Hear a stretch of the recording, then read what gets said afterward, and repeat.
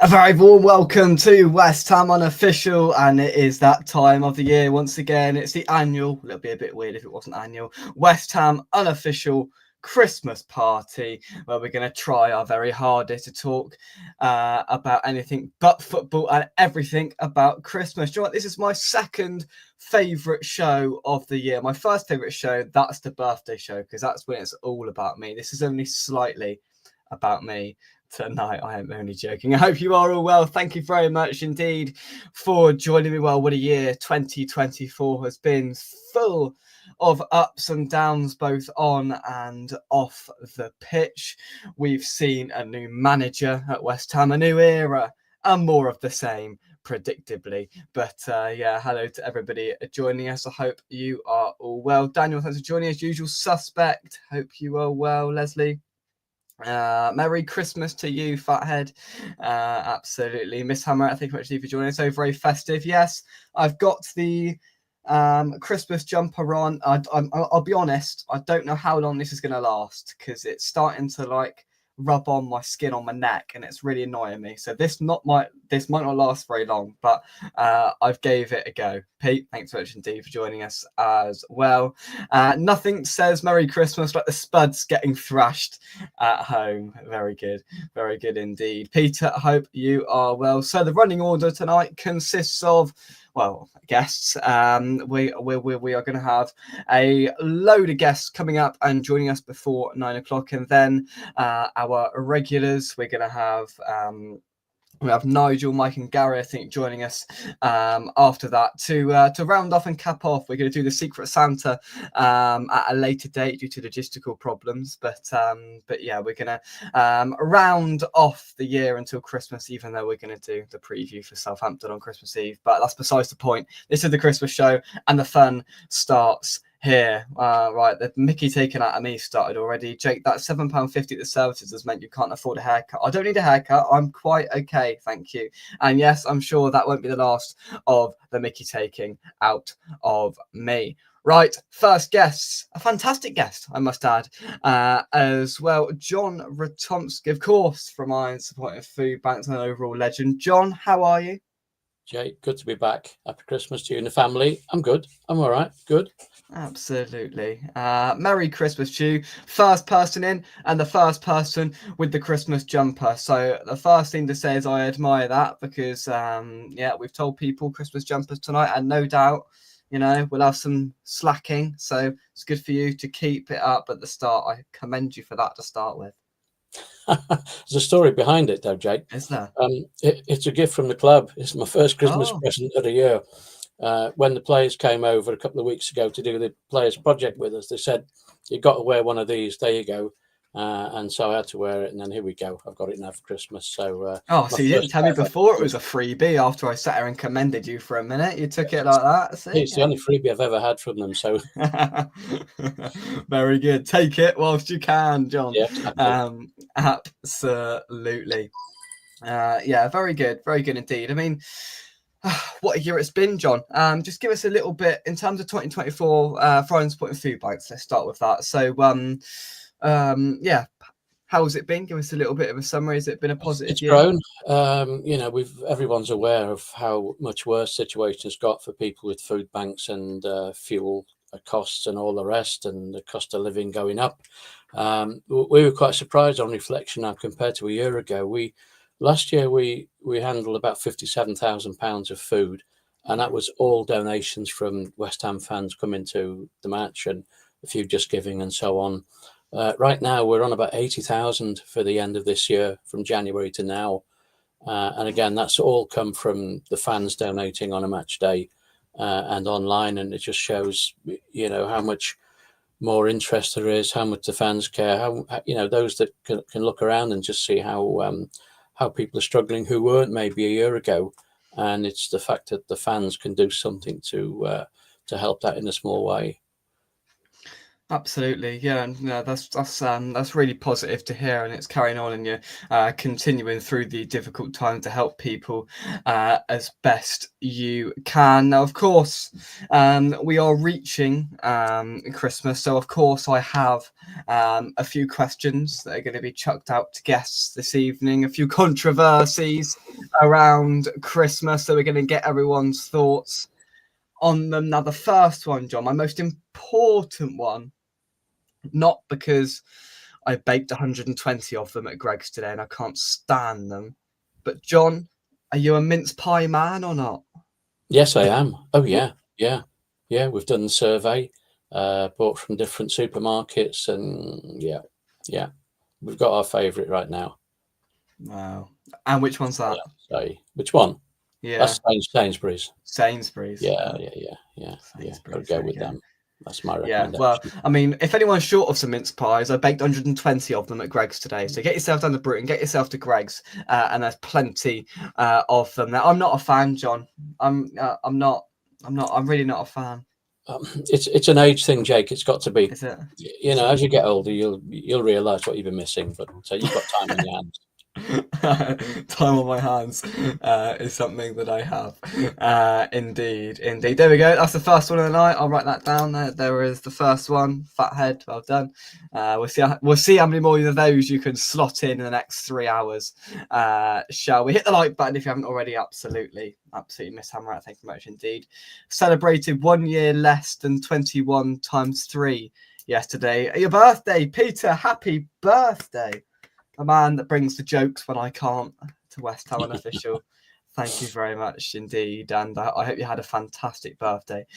Fair play to the fans putting the money into such a good cause. Absolutely. Yeah. Greg's are the best mince pies then Sainsbury's. Honestly, I've never had a Greg's mince pie. So I wouldn't know. And to be fair, I mean, at Greg's, they're vegan, John, right? They're vegan mince pies, which doesn't compute in my mind because mince is meat, isn't it? Well, there's no choice. No, they are There's vegan no friendly. choice. It says on the box vegan friendly. Well, they don't count then. They don't count. No? Okay. No. All right. No. All right. Yeah, great effort this year, John. Absolutely, as always. Don't think people realise the amount of miles and hours that you put into it, and obviously people massively benefit from it, and are incredibly thankful for all the work you and everybody associated to the food bank does. Merry Christmas, Jake and all. I'm often here, quite listening. Words and pictures. Thank you very much indeed for the comment. I hope you are keeping well. Love a normal mince pie, not ones where they mess around with different fillings. Well, they're called sweet mince pies at Greg's. I mean, I'm not getting paid to plug Greg's mince pies, but I've got them on my mind, to be honest, quite frankly. Mince pies should have suet in them. Isn't that a sort of pastry? Suet is. I feel like I'm saying that wrong. I made myself look a right prat there, but I've got a feeling that's a type of pastry. John, help me out. Suet, yeah. Suet, yeah, something like that. Yeah, thanks for that. Thank you. That's a good start. That is a good start. So then one of my other Christmas questions, John, is when you've had your Christmas meal, you've had your turkey, I'm guessing, on Wednesday. Are you sort of like predicting and organizing, leaving a little bit left over for maybe? Do you have it for dinner on Christmas Day night, cheeky snack, or bubble and squeak on Boxing Day? Are you a bit of that or not? There won't be any time for Boxing Day. I know we're not doing football, but there's a Southampton game the day after, and I think the coaches are leaving at some odd time in the morning on Boxing Day. So no, it's going to all be crammed in on Christmas Day, and then with a few cold bits following over the next few days. Keep it going. Of course, I forgot. Yeah, we're going to. There'll be no bubble and squeak for us because we're going to Southampton on Boxing Day as well. Going to feel very festive, John, isn't it? Hopefully. I hope so. Yeah. Oh, what fun it is to see West Ham win away. Well, I mean, you took the words out of my mouth. That was literally my next sentence. Yeah, yeah, absolutely. Look who it is, DJ Russie B. Is Jake drinking an Aperol Spritz? Unfortunately, not Russ. This is summer fruit squash and nothing more, which is a deep regret. But yeah, cheers all. Have you got a drink, John? Cup of rosy for now. Oh, Post dinner. Sophistication right there. Well, Only the best for John Ratomski, eh? Only the best. Peter says, didn't Henry VIII have the meat version of mincemeat in his mince pies? What? You'd have Peter, to you've ask your lost dad. me already.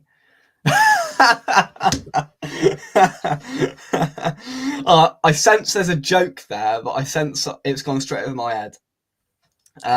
Bub and Squeak after football with 3 points. Ideal. Very true. Very true. Mr. Anton as well.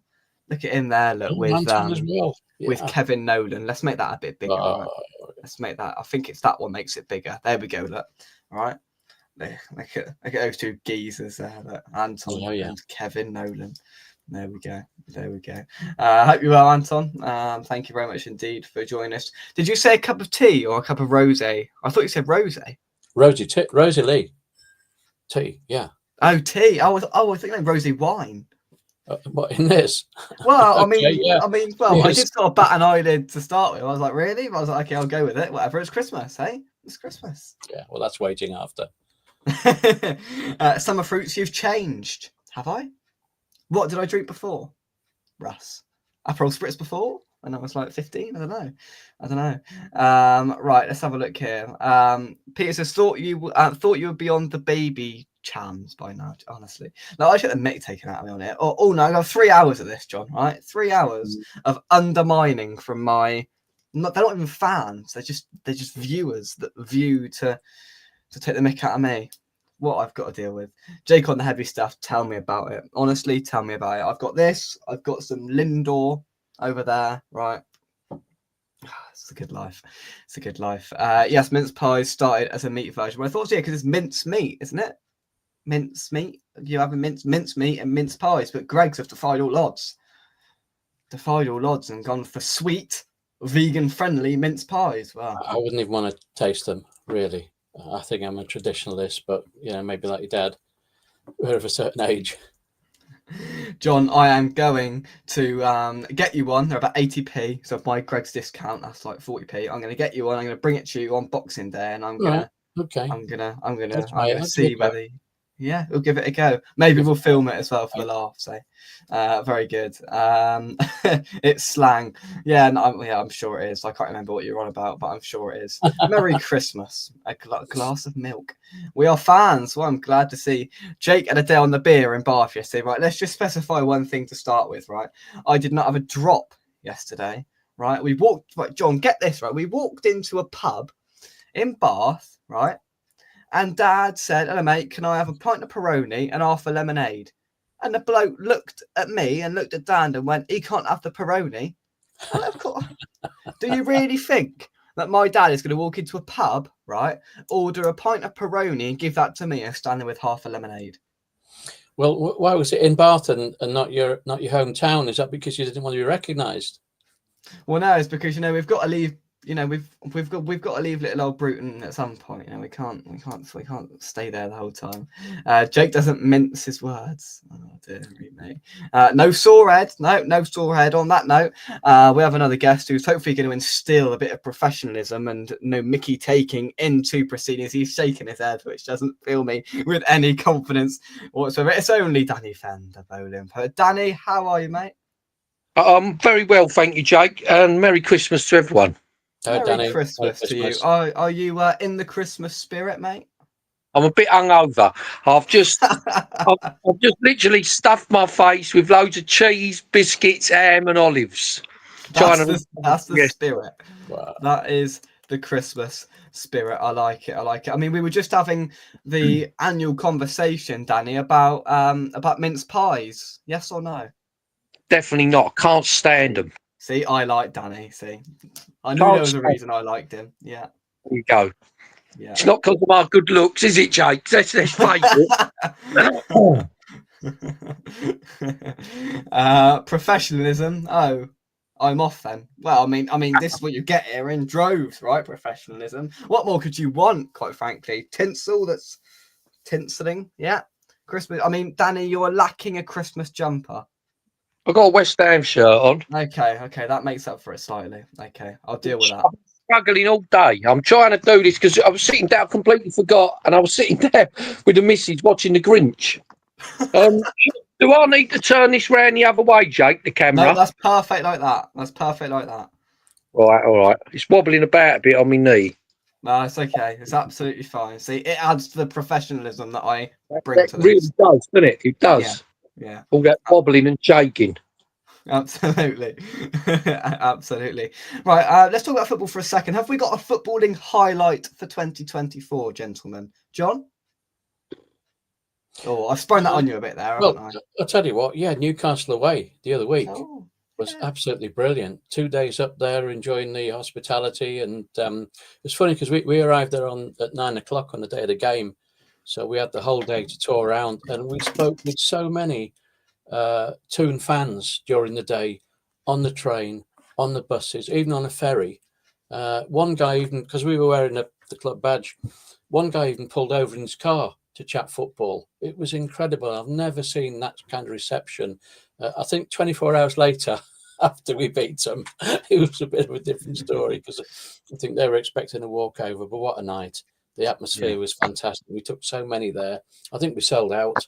Yeah. I don't know if you know, the club gave out scarves to all the away fans who went up there. That was a nice touch.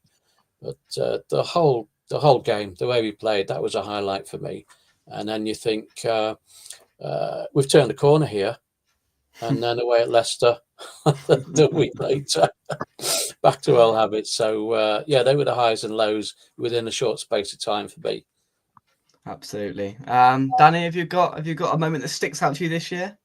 Do you know what? It's not actually a football moment, but it's Neil Taylor getting on the big screen for the Hammers for Work and Support thing. So I've got a lot of respect for Neil. He's never bought me a drink or nothing. He's tight as anything. However, what he does for charity is unreal. What he does is really something special. So seeing Neil on the screen more than anything. No, absolutely, I like that. Yeah, that was brilliant to see that a couple of weeks ago for all the work that he does. Yeah, that was absolutely brilliant. Now, I won't comment on the tightness because I get the mick taken out of me on a weekly basis here about my presumed tightness. I don't know what they're on about, quite frankly, but apparently I never buy a drink, but I can't comment on such matters. I mean, technically it's illegal for me to buy a drink, so I'm hanging on to that until August, and then I'm going to have to manoeuvre a different line of argument in that sense. Now, my final question to you, gentlemen, before I let you go, is what is your favourite Christmas film? Now, again, there's only one correct answer to this, so there's not much room for error, gentlemen. Favourite Christmas film? Shout it out. It's nearly Christmas. It's not a Christmas film for me, but it's something I always watched with my mum and my sisters when they was all still alive. The Wizard of Oz. It's not exactly a Christmas film, but it's something I will watch it again this year. There we go. There we go. So we got one Wizard of Oz. John? It goes back to before your day, Jake, I would say. Oh, that's not hard. Quite some years ago, at Christmas time, they used to run a series of the Beatles films in the morning, day after day, each one sort of as they were made, and that was always special at Christmas time for me, seeing those Beatles movies. You know, they'd have 4 or 5 on consecutive days, and that, you knew that was Christmas then when they'd put those on in the morning. There we go. There we go. Fantastic. And I did lie. My final question is, what position do you think West Ham are going to finish this season? 9th, 8th, 9th. Well, yeah, that's very. I tell you what, that's more positive. No, it's better people to say. John, I'm going top 10. Oh, you've got a bit of positivity. Yeah. I like it. I like it. Yeah, Peter's straight in. Right, I could have put my house on this. Right, I don't own one, but if I did, 14th. There you go, Peter. Love it as always. Love it as always. Well, gentlemen, thank you very much indeed. I mean, we do have the bowling poet here, and he's hungover. He hasn't got any poems. He hasn't got any poems in him to muster, has he? Unfortunately not. What I'll do, I'll come off. Yeah. And I'll post one in the comments. And if you want to read it, a Christmas one, you can read it out if you want Brilliant. Yeah, we'll do that. That sounds like a plan. Danny and John, thank you very much indeed for joining us to kick off our Christmas show. Have a very Merry Christmas, gents, and I'll see you in 2025. Same to everyone. Thanks, everyone. Same to you all. Thank you. Cheers, guys. Danny. Bye. Thank you very much indeed. There we go. We're going to get a poem. I'm going to hold you to that, Danny. We're going to get a poem from the Bowling Poet, Christmas related, very shortly. And we are going to get that done. Right. I've got another guest waiting in the wings. Before I get him on, we are going to just catch up on some of these comments. Have we mentioned, well, I'll tell you what, it's took 20 minutes for somebody to bring this up. Have we mentioned Die Hard as a Christmas movie? It's taken 20 minutes for someone to mention that, which I think is probably a record, to be quite frank. But yeah, I've never watched it. I've never watched it, so I can't pass judgment. I ought to watch it. I really do ought to watch it, but we'll get around to it at some point. The only Christmas film we've watched this year is Die Hard. Well, there we go. There we go. Right, there were some comments a little bit high. No sore head. No sore head. Yeah. Oh yeah, we forgot that Jake is 14. Yeah. Okay. Brilliant. Absolutely brilliant. Right, scroll down these comments, and then we are going to reignite a famous duo. They are here. They are usually here on a Sunday or a Monday to discuss the Premier League results. We're going to jazz things up a little bit this week. Well, there's two pretty memorable results for these two gentlemen. We're going to start with Josh. How are you, mate? Merry Christmas. Merry Christmas. I'm all good. How are you? I'm not bad. I'm not bad. Sean, how are you? Yeah, pretty good, mate. Yeah, not too bad. But boys, you both all right? I'm very good. Merry Christmas. Well, Merry I mean, Christmas, you two have obviously got the memo on the grey hoodie, but not the Christmas jumpers. Come on, lads. Blimey. Mine don't fit me anymore. I'm getting a bit large. I've been on a cruise, as you know.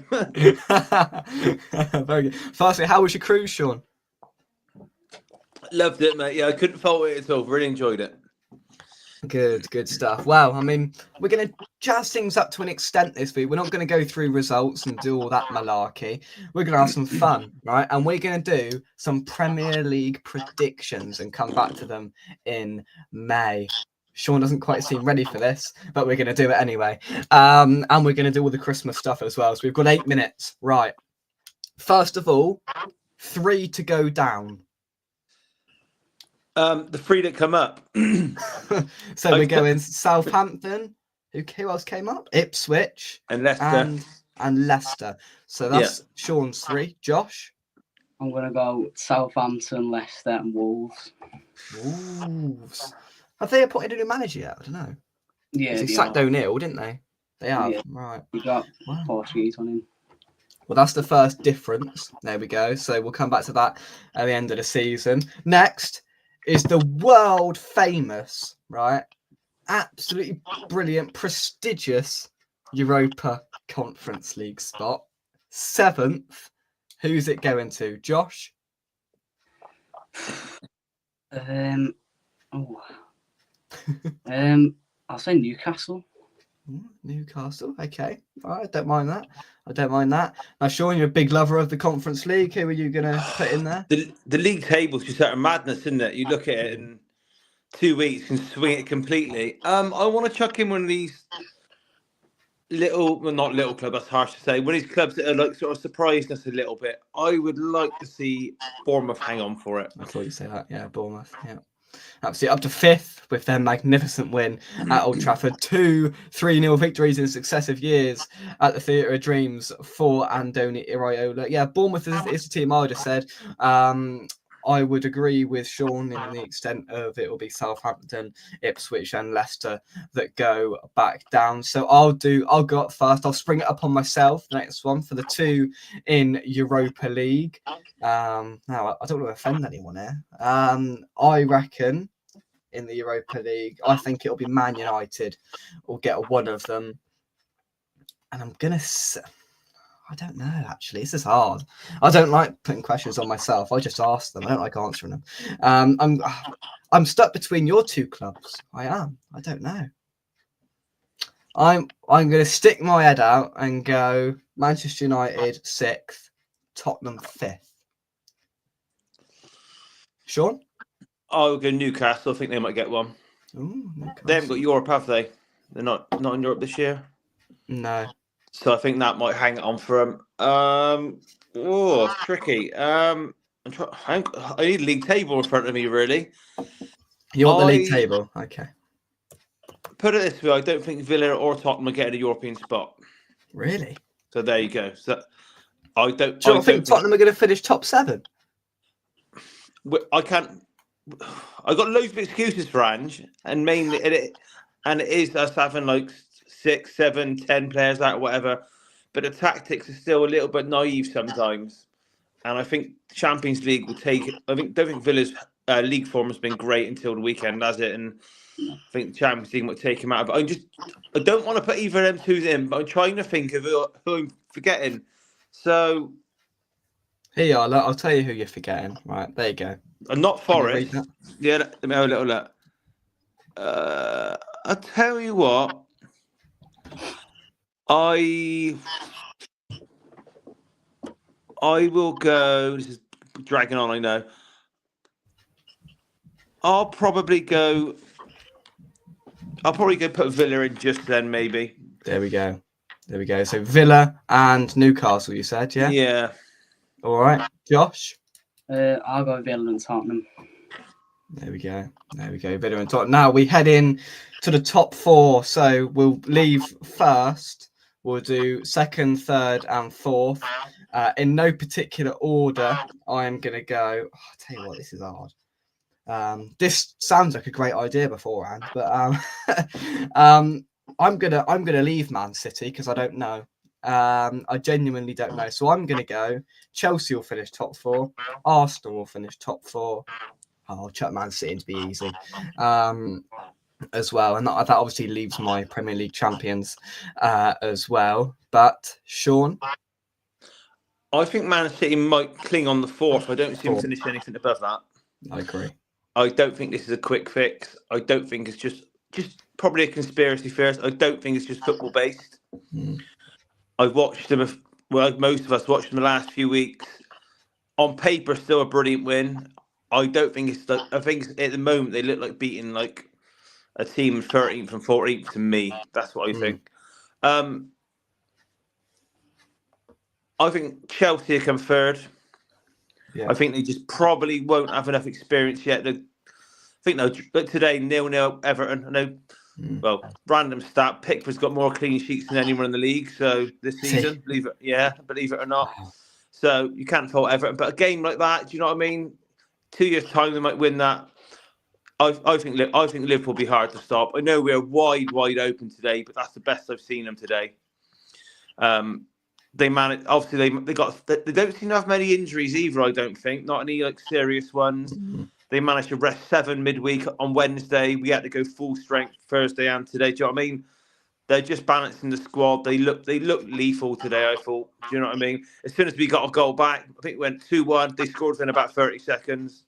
We got a third back to make it 5-3. I think. Then within about a minute and a half, they got a 6th. It's like, yeah, they look good. I know I've said they don't look amazing this year, but they look good today. So yeah, that's what I'd go for.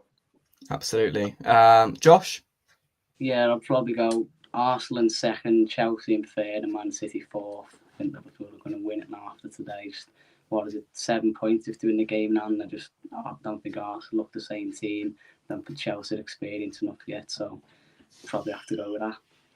Absolutely, yeah, and I agree. Go on, Sean. Anything else? Only a quick word. You said about United. I don't see them being a quick fix either. No. I think they concede far too many chances. The result midweek against us in the League Cup flattered them. I thought they weren't getting back into it, so we started kicking it in our net. And their shot accuracy is poor. Like, I think I looked at the stats today and against us. I think they had something roughly in the early 20s shots on goal, and only about 5 or 6 on target. And yeah, I think it's a long slog for them, to be quite honest. He's trying this back three. He hasn't got the players for it. He clearly hasn't got the centre forward he wants for the system either. Yeah, I'd be surprised if they improve loads.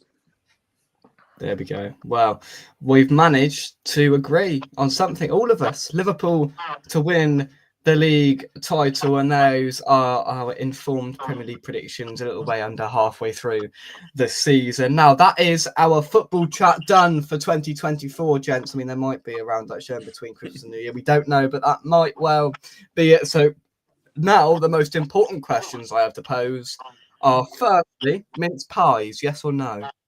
No. I've always liked you, John. Yes, but not many.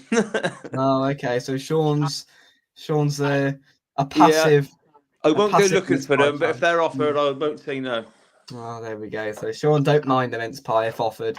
And the famous Christmas film, Sean, I'm expecting you to get the correct answer here. Oh, well, I watched a few on the cruise ship in 28-degree heat. That was interesting.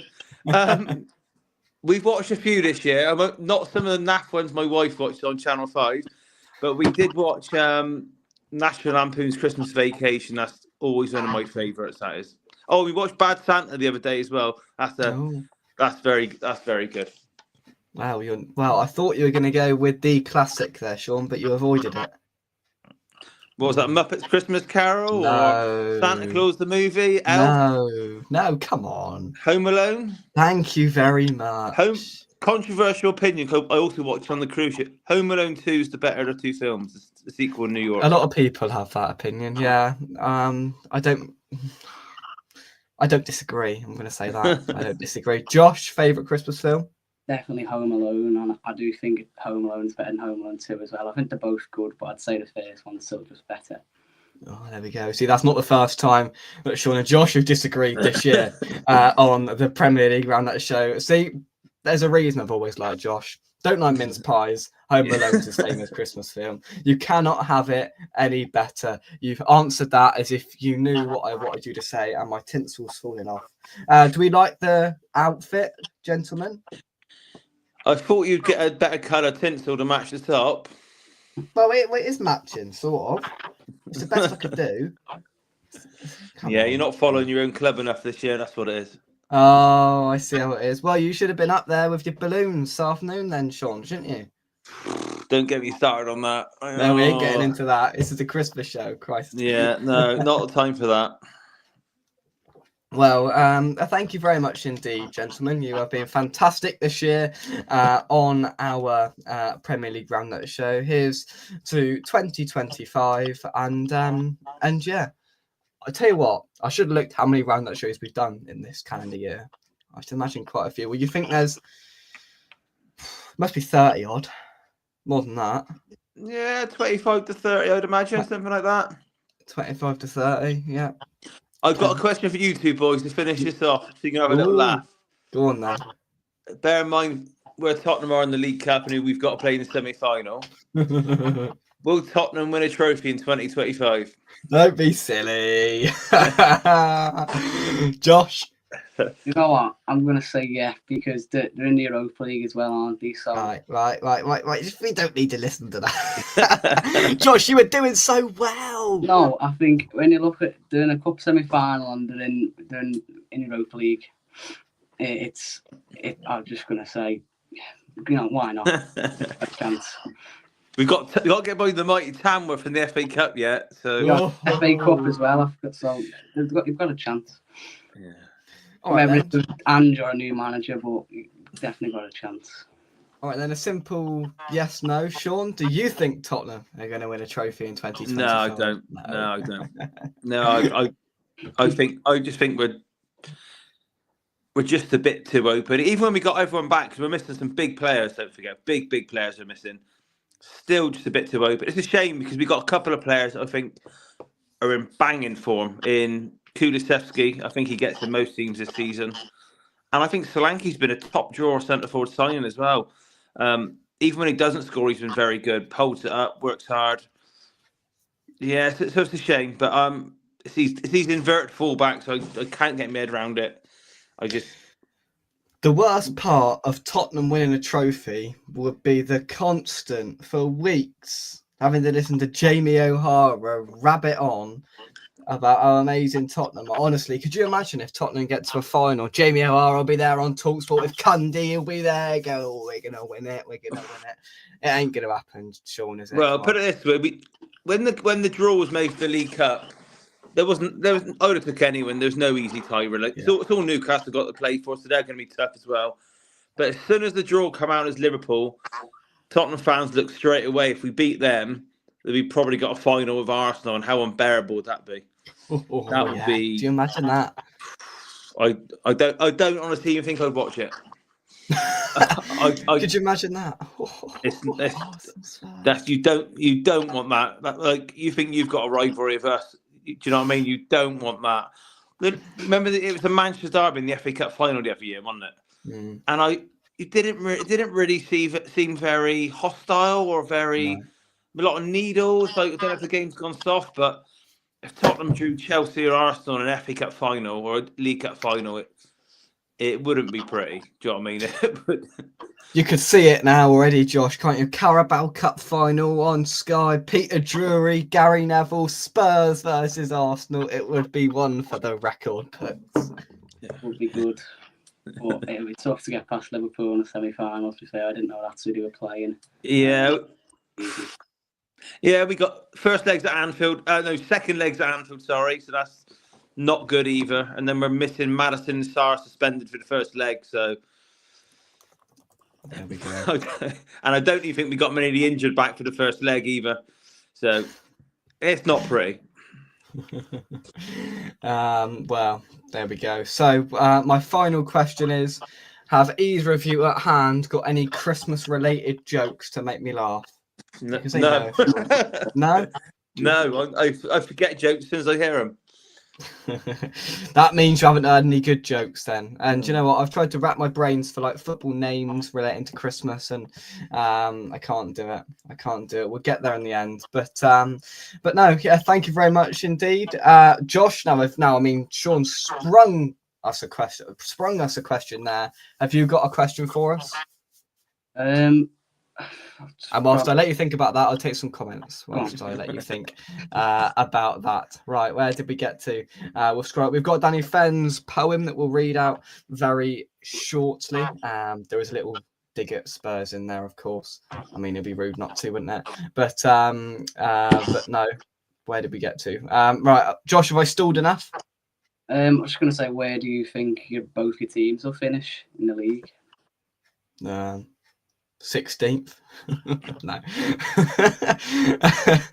I think we'll finish about 12th. Fair enough. Sean? I think we'd have to. It'd be a catastrophe season if we weren't knocking on the door of the European spot. So I would say probably between 6th and 8th, around that part. If any lower than that, I don't care what we do in the cups. It'd be, and the injuries included, it'd be a bad season. Tottenham just can't be finishing that low, I'm afraid.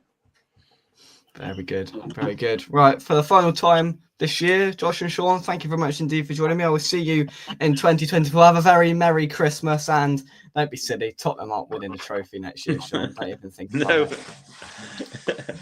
All right, Jen. See you again. Thank you very much. Cheers. Cheers, guys. Thank you. Right, we've got another guest waiting in the wings. But before we do, we're going to read out the fantastic, well, I'm going to read out the fantastic poem that Danny Fenner sent over to us. He bottled it live on air, but he has stuck to his word and he has sent it. And I'm going to try and do it a bit of justice now with my permanent eloquence, which is lacking. Right, here we go. So, he said, enjoy your Christmas, fellow hammers. We all share a unique bond, the love of a club and two crossed hammers, of which we're all so passionately fond. We may debate and bicker and often have different views, but there's no doubting our love for our boys in claret and blue.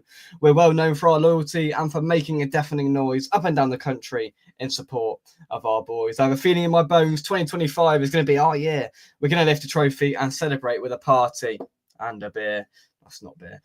All the best to you all, whatever happens and occurs. And remember to always have a chuckle. And the R.I.P. the granny out of Spurs. I didn't get that last bit. I'm going to be totally honest. I didn't get it. And somebody's laughing in the background. So they've got it.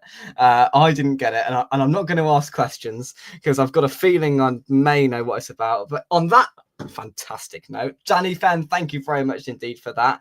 H, how are you? Hi, mate. I'm good. Thank you. How are you?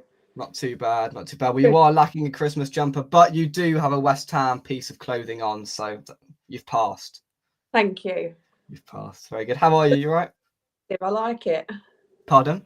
You're looking festive. I like it. Yeah. This tinsel's annoying me. I don't know how much longer it's going to last, but it keeps rubbing on me. It's annoying, so it might get chucked at any point. But no, and this jumper's very hot. So apart from that, I am okay. Well, what a year 2024 has been on and off the pitch. It's been a whirlwind, hasn't it? Yes, mate, 100%. It seems to have just flown by as well.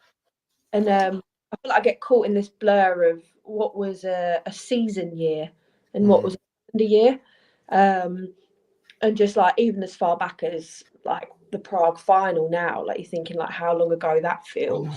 So even games that happened like, you know, at the start of the season, I'm like, was that this season? Like, no, that was like, it just seems to fly by now. But yeah, it's been an interesting one, I think, like across the year. Yeah, it's been quite a mixed bag, I think. What about you? A mixed bag, I think that's fair. Yeah, I mean, it's not lived up to the expectations that we've all probably hoped and thrived and begged for since obviously Moyes left. But I think, on another note, we've got a Roving report out. Is that at a Christmas market? Is that where we are? Potentially. I don't know. Miss Hammerette, how are you? Hello. You're out, our Roving reporter. Hello, you're right. I like the festivity. I brought Santa with me. I'm out, so I've had to nick this off a Christmas tree. no, that is what I like. No, that is what I like. Nicked it off. Absolutely brilliant. I love it. Do you know what? I can't get past that. We will return to West Ham in a minute, but a couple of course, fundamental questions. Mince pies, yes or no? Like last year, Jake, yes. I know, I'm sorry. They are rubbish, right? H, you are absolutely right. You've passed, and that's H. That's another tick. Well done, doing well. Well done, H. Yeah, because I'm like, maybe this is the year that I like keep on the pastry. No, I just can't. I just can't. Miss Hammerette, Christmas film. I like National Lampoons, but I do like Die Hard as well. It's definitely a Christmas film for me, 100%. I've never watched Die Hard, so I can't. Oh, you've got to watch it. One of these years, because everybody mentions it every year on this show. I've done this show for 4 years now, and everybody always mentions Die Hard. I've never ever watched it. I just. It's very, very good. Okay, I'll watch it. H, Christmas film. Home Alone. Thank you very. I mean, passing with flying colours here, blimey. There's no. I mean, both are equally as good as well. Absolutely. I got to my mum's tonight. Really, I haven't chips.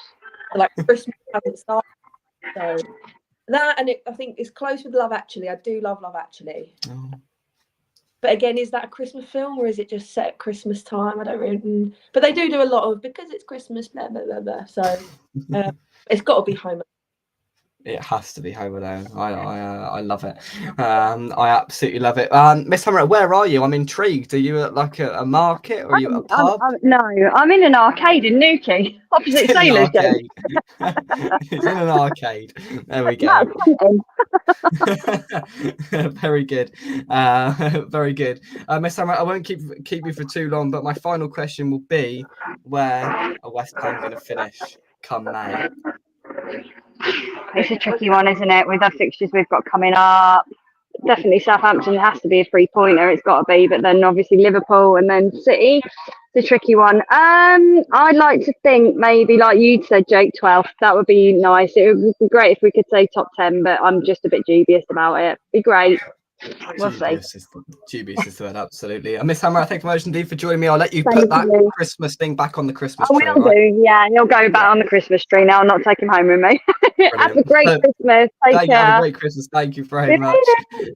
Indeed. Nicked it from the Christmas tree. Things I loved. I mean, things people do for the West Ham Unofficial Christmas party. It's unprecedented right there. I mean, yeah. Crazy.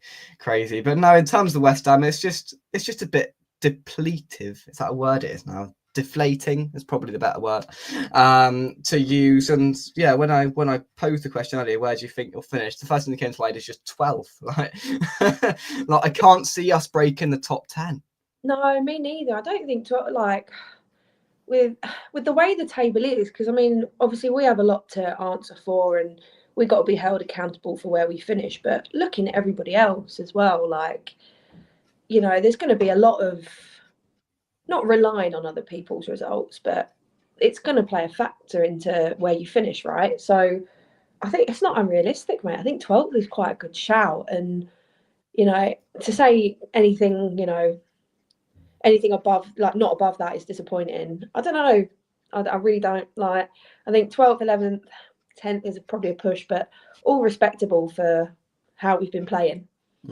Yeah, oh, absolutely. Yeah, and look, we've got out of Bournemouth and Brighton. I mean, I know Brighton haven't been on the best run of form, but it's still a decent side, and Bournemouth have proved today what a decent side they are. So a draw in those two games, I don't think is the worst thing in the world, as long as we go and back it up by beating a very bad Southampton on Boxing Day. Yeah, I think what a lot of people said yesterday was like, if we don't beat Southampton, like, yeah. You know, it's really, really not looking good for us. But I personally would have liked more from the past few games. I think being there were moments where sort of like each game felt like it was there for the taking. So with that, it's disappointing. But as you rightly say, like, you know, both sides, they're no mugs. They're not an easy team to play, either of them. So we can't be completely disappointed, but it does feel a little bit like, given our upcoming fixtures, we would have probably liked to have gotten a little bit more from the past 4 or 5. Absolutely. Yeah, there's no easy game. Well, I don't even want to say Southampton aside, because I know what we're like. New manager Bamps down on the south coast. I'm going to take that Christmas hat behind me on Boxing Day. I'm going to get up and try and feel a little bit festively positive about it. Take for us a very short trip to Southampton and hope. Right, Hayes, we've got to hope that. I mean, if we can't beat them, we just as well pack it in. Yeah, 100%. And I think that's the problem, is that, you know, those of us, well, everybody, I say those of us travelling and those of us at home, the problem being is we all do still hope. And I think that's why we do get so wound up. And I think anybody who comes out and says, no, nah, we're going to lose this now, and I'm like, all right, well, you know more than me, but I've always still got that part of me that's like, you know, and it's why I struggle to miss a game, Jake, because I'm like, today could be the day that we do something. Exactly. Yeah, exactly. And I've got one eye on the 4th of January, right? And looking at Man City can't have a win for love nor money. I'm thinking Etihad could be the day, right? Terrible form were the ones where the bounce back. What will probably happen is we'll go out there, we'll sit back, and they'll be 3-0 up in 20 minutes. But I mean, we can get up there hoping that they've won 2 matches since October. I'll still go thinking, you never know. Like, this never could, know. You know, you nick an early goal and exactly, yeah.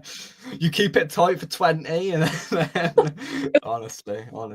But no, I mean, that was the only point last year when we went up there on the last day of the season. I think that's the only time I've ever gone to football with 100% guarantee that we were going to lose. Yeah. I think that's the only time I've ever done it, right? And to be fair, I mean, I didn't want us to get battered, but I mean, if it was us having a narrow defeat or them lot win the league, then we all knew what we wanted. And to be fair, I had quite a good time up there, and I'm hoping to replicate that in January. A little bit colder, but yeah, 100%.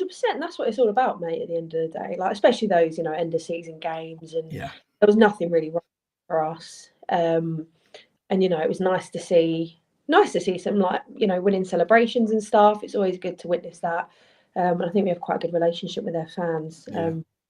But I can tell you one thing, mate, I am not looking forward to the 29th. Oh, I know. I skipped over that on purpose. I was just like, I mean, given our defensive errors, and at the moment, I think it was like a year ago this weekend that we were there and lost 5. Was it 5? Oh, don't send me back to that day. Oh my God. I'm like, surely it's not going to happen for a third time where we can take it in. But they seem on better form now, and we seem completely weaker at the back. Like, so I was having a really good show until you had to mention the Carabao Cup. 4 o'clock I got home, right? 4 o'clock. Oh my God. And I was in work at 9 and yeah. Do you know what? That was one of the most fascinating things about last season was the collective groan when the lineup came out. Yeah. Everybody straight away thought we just might go home. And we should have done. Let us know before, and we probably would. Yeah, wouldn't have bothered. Save the hassle, right? Save squeezing into Arkles, right? Getting really hot in there.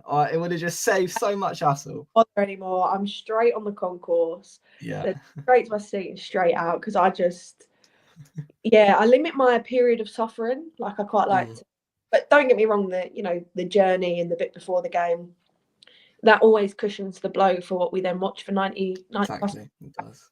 You've got to enjoy that bit and the social element. I think a lot of people often say, it was a really good day out until the football started. Oh yeah, a brilliant day after 90 minutes in the 90 minutes in the middle. So that every single week, right? Every single week. I think I'm feeling that more so now, because it's not particularly entertaining football at the minute. What we were hoping for, but still, there's time. Hey ho, it's Christmas, right? So I dangled the carrot a little bit earlier about some football-based Christmas puns, right? And I've dangled a carrot, and some people have put some in the chat. So we're going to collectively rank them, right? And there's some jokes. There's some, there's all sorts here. Pardon? Can I be brutal with it? Oh, absolutely. I'll be brutal. Right. Mr. Terry Newsham, our chauffeur to away games, was there. We drove there and back for Liverpool away. Got home at 4 o'clock. Football-based Christmas puns. Big, fat, Frank, incense, Lampard. You know what? I don't mind that. Yeah, I'm happy. I'm all right with that. That's okay. Yeah. Right. Words and pictures. What do you call an elf who wins the lottery? Wealthy. Oh. I like it. Straight out of last year's Christmas cracker, isn't it? Actually, do you know what? I got some Christmas crackers last week, and I saved the jokes for this exact show. I don't know where I've left them. They're not up there, and they're not here. Balls. Right, I'll try and remember them. Rude Van Mistletoe. That's a bit weak, Tara. That. It's not quite. It's okay. Yeah, it's okay, but I mean, there's better. I mean, this isn't Christmas, but it's still quite funny. This season's been a blur, not an Oasis, and that's very much a West Ham. It has been a blur. Yeah, it's been a blur. That's one we haven't done. Does anyone have a favourite Christmas song? Fairy Tale of New York. Oh, mate, I got a lot of stick for this yesterday because I can't stand that. Really? Everyone's like, "What's wrong with you?" Like, I don't know what it is. Like I know a lot of Christmas songs are quite moody, but yeah, you know what that is? It just puts me in like a bit of a bad mood. Like, fair enough. Hear it when I'm listening to that. I know it's meant to be like collective and everyone's done, but yeah, I don't know. I've never warmed to it. I don't know what it is. I really don't. Everybody else loves it, so I mean, you must be bang on the money. But there are some great ones. I mean, I get a bit fed up of Mariah Carey. I'm going to be honest, but I can't stand it. Yeah. But I very much, like singing in the house when everyone's drunk. Exactly. That's it, isn't it? Not playing it in the car. Enjoying a Christmas sing song. Yeah, there are some good ones. I mean, there are some good ones. But no, that's a good one, Sharky. That is. Hopefully, I'm hoping there's going to be some more of these jokes coming up here. We three Ledley Kings of Orient. Oh, okay. Right, very good. But all of them, isn't he? He has. Terry, I tell you what, he stored these, right? He's thought, right, Jake's on Sunday night. He'll get his Christmas-based puns out. Pardon? When did you put the warning out for these? Has he had time to...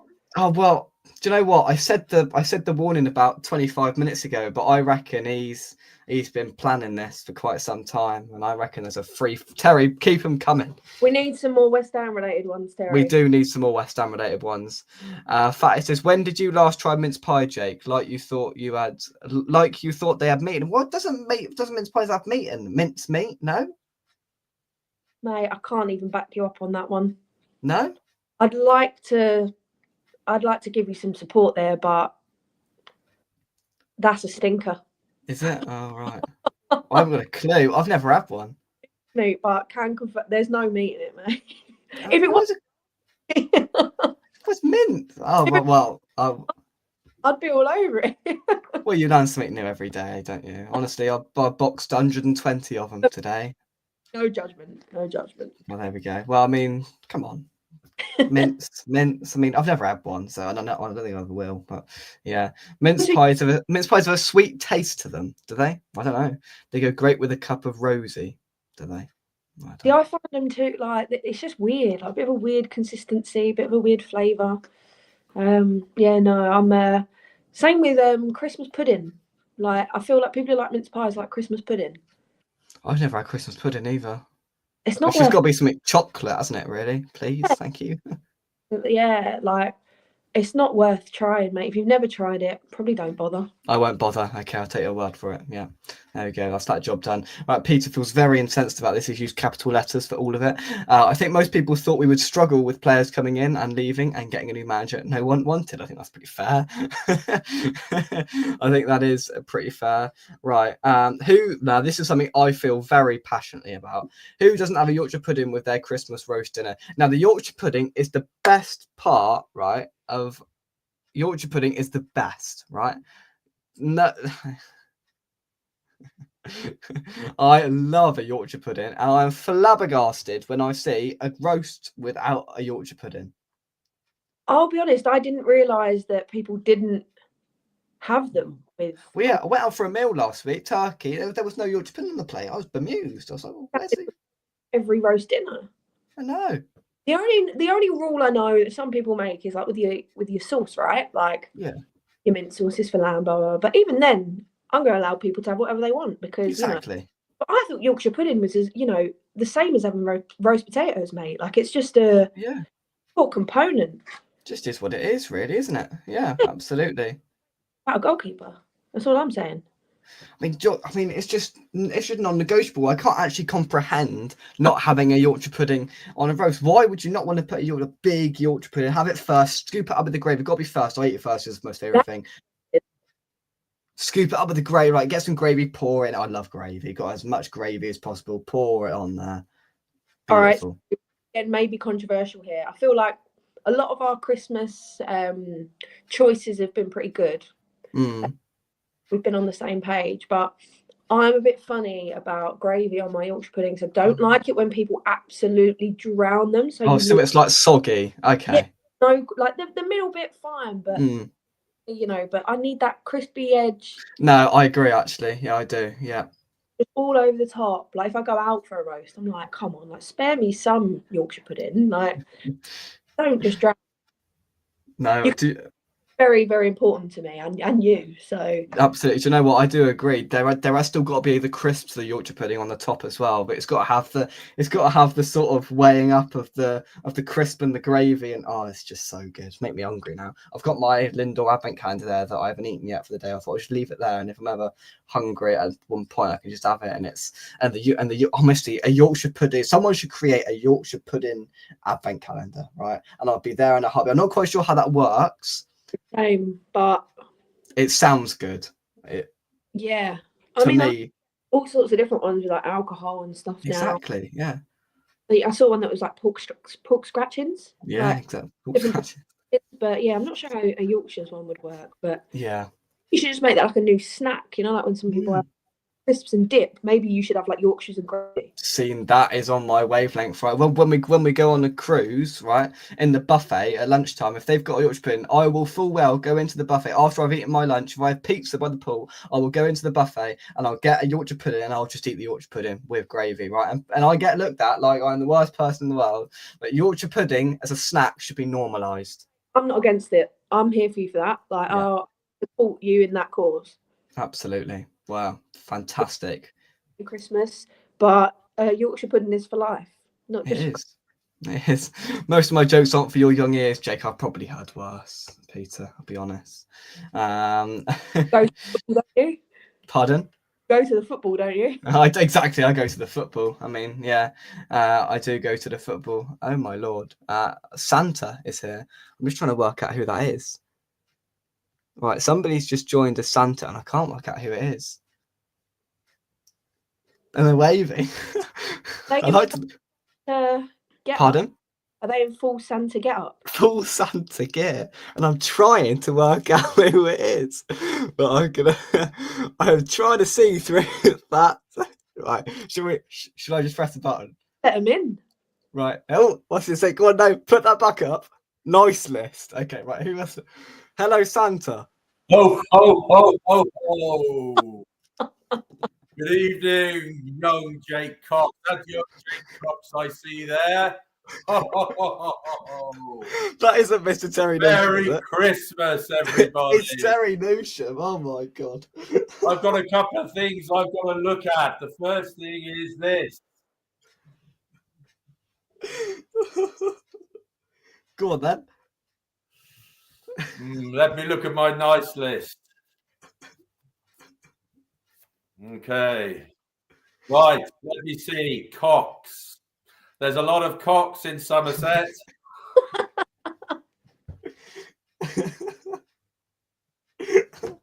Where have you got this suit from?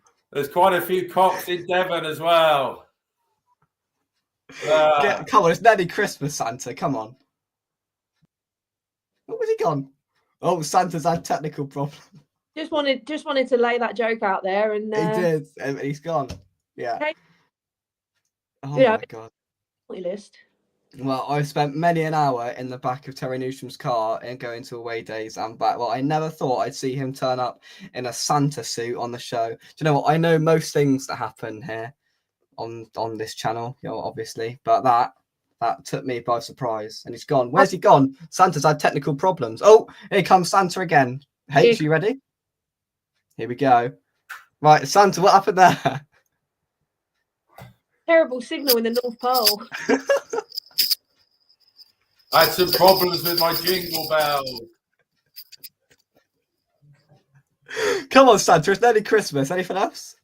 I can't see you on the nice list, though, Jake. I wonder why that could be. Why is that? Is it something to do with chips? Oh, naughty list. Who's on the naughty list? On the 2nd of March this year. Oh, here we go. On the way back from Everton away, you were given a substantial amount of money to buy, and I quote, as many chips as you can.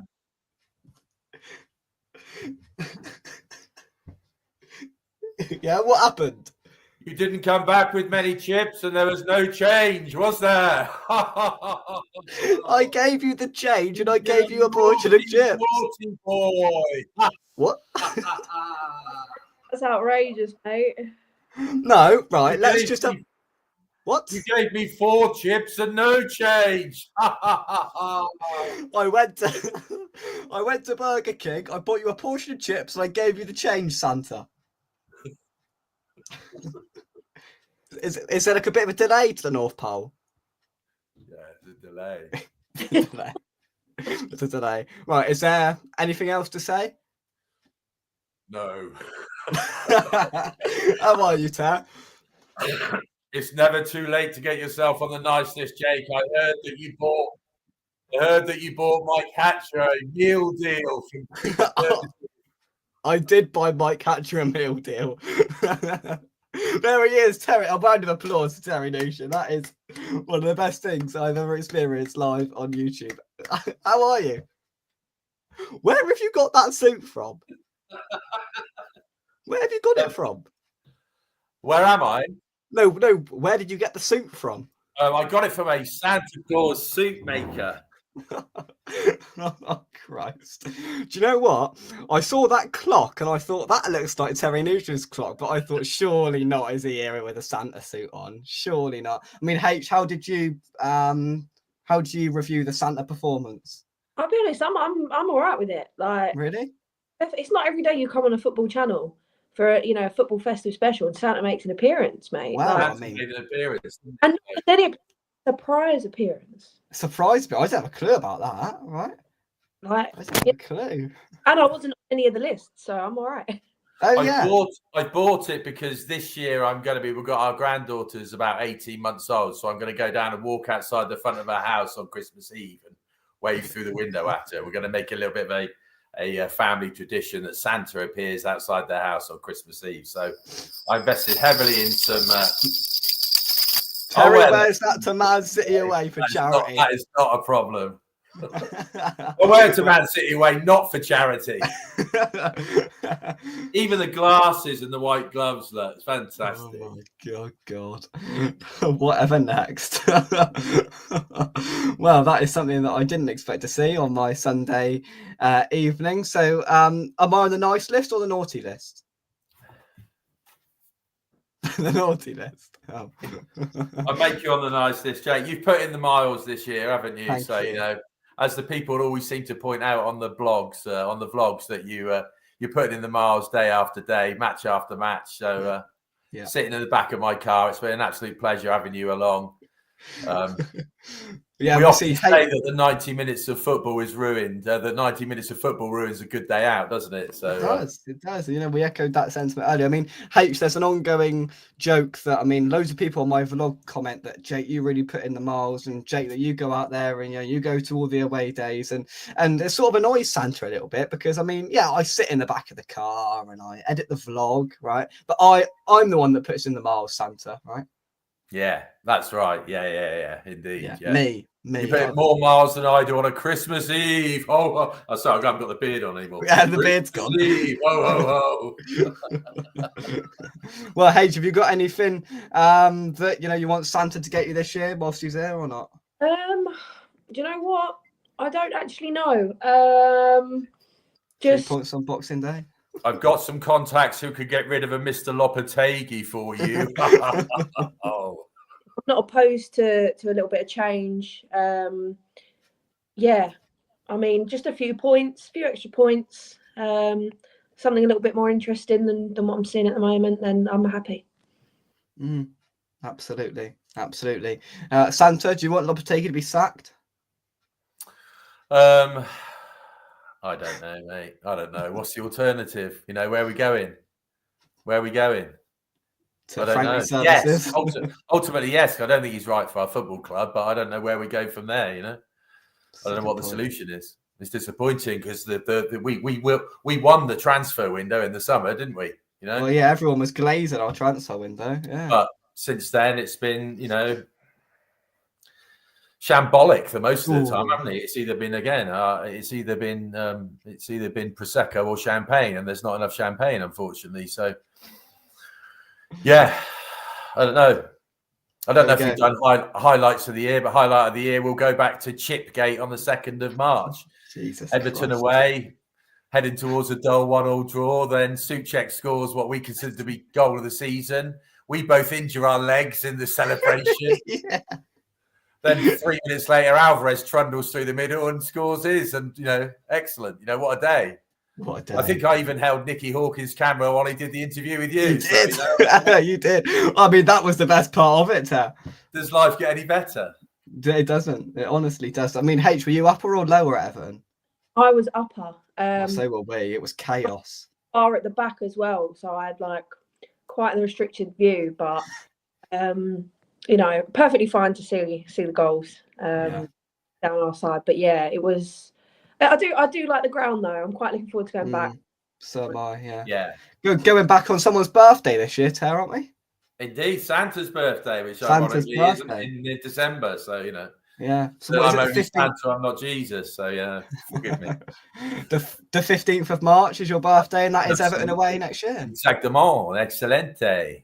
Molto bene, grazie. Yeah, shut up. No one, no. I mean, yeah, we had Ian Bishop behind us as well, right? We spoke to my mate Bitch. That makes me feel old when you see people like Ian Bishop, who looks like he's aged 30 years, and you realise it's been 30 years since you saw him. So, therefore, I still don't look like I did when I was 12, which is shocking to me every time I look in the mirror. But hey, I'm 498 years old this year. So hey, what can you do? I only work one day a year though, so it knocks it out of you. Well, I mean, that's just reality, really, isn't it? About one day a year. Well, it's a lack of reality in essence, but yeah. There we go. So, a highlight of the year, footballing, H? Oh, mate. I'd say it's hard to pick one because there's been so many, but I don't know if there's been loads. Exactly, yeah. Blimey, where do I go? You've caught me. Well, I mean, mine was the 2nd of March, not because of Chipgate, because of, I was convinced that Souček goal was heading to Anfield, right? I was thinking, Christ, he's missed that. I was filming it, right? And I was literally just about to when he hit it, I nearly turned the camera off, right? I was like, Jesus Christ, that's not going anywhere near the goal. To my complete and utter shock when it hit that back of the net. That is one of the best moments I think I've ever experienced in a football ground. It was ridiculous. I still had a bruise on my shin about a month after because the bloke from behind came down and we all went that way, Ted. I think it was two to my left came my way. I came your way. We went down like a row of dominoes, didn't we? We did. Hugging each other as we went. Exactly. In complete and utter shock. Like for me, I know the aways are all good fun in Europe and stuff, but still being part of that campaign this calendar year, really good. And I think like Leverkusen at home, that was again one of the better atmospheres that I've ever experienced at home, where sort of we knew what was at stake and everybody got behind the team. And was it Antonio got the goal? We were bang up for it. I know it didn't go our way, but it was just another one of those ones where it was sort of like the nerves were there, the excitement was there, the atmosphere was there. So I think that I really enjoyed, like everybody, like all my group were there, and it was a good experience. So yeah, I loved that. In terms of the calendar year, yeah, I really enjoyed those. But yeah, I'll be honest, yeah, there's been a few highlights this year. Picking them out, yeah, not sure the biggest one for me, but hopefully this will be an easier question to answer next year. This time next year, we'll be having loads of things to discuss. Brighton away is another one that comes to mind. That was a really good one. Mr. Terry Newsham, were you? It was a great day. Unbelievable day. We were 4,668 days or something stupid without beating them. Yeah. I can't remember whether you bought the coffee in that service. I did buy you a coffee. Yeah, I knew there was something strange. I knew I was getting all hot and sweaty mentioning Brighton away. It was your £1.9p McDonald's standard white coffee. Keep your Starbucks, keep your Dolce Gusto. It was.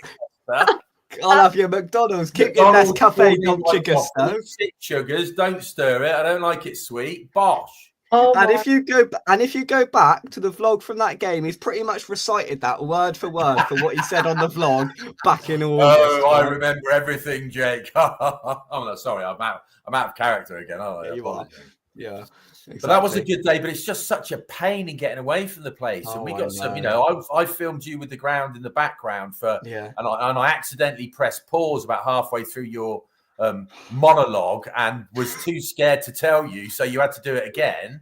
And we both got some verbal abuse from some sprout as he was walking past. Listen to this, H, right? Honestly, listen to this, right? It was awful, wasn't it?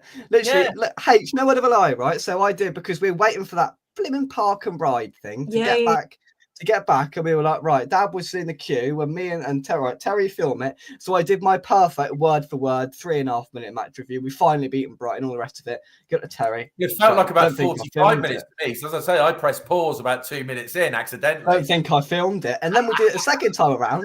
And just as I was finishing, this fella came up behind me. I forgot what he said, but he was like, "You were lucky today, mate," and started having a go, didn't he? Well, the first two words, one of them began with an F and the second one began with a W, because I gave you some shirt when he walked past.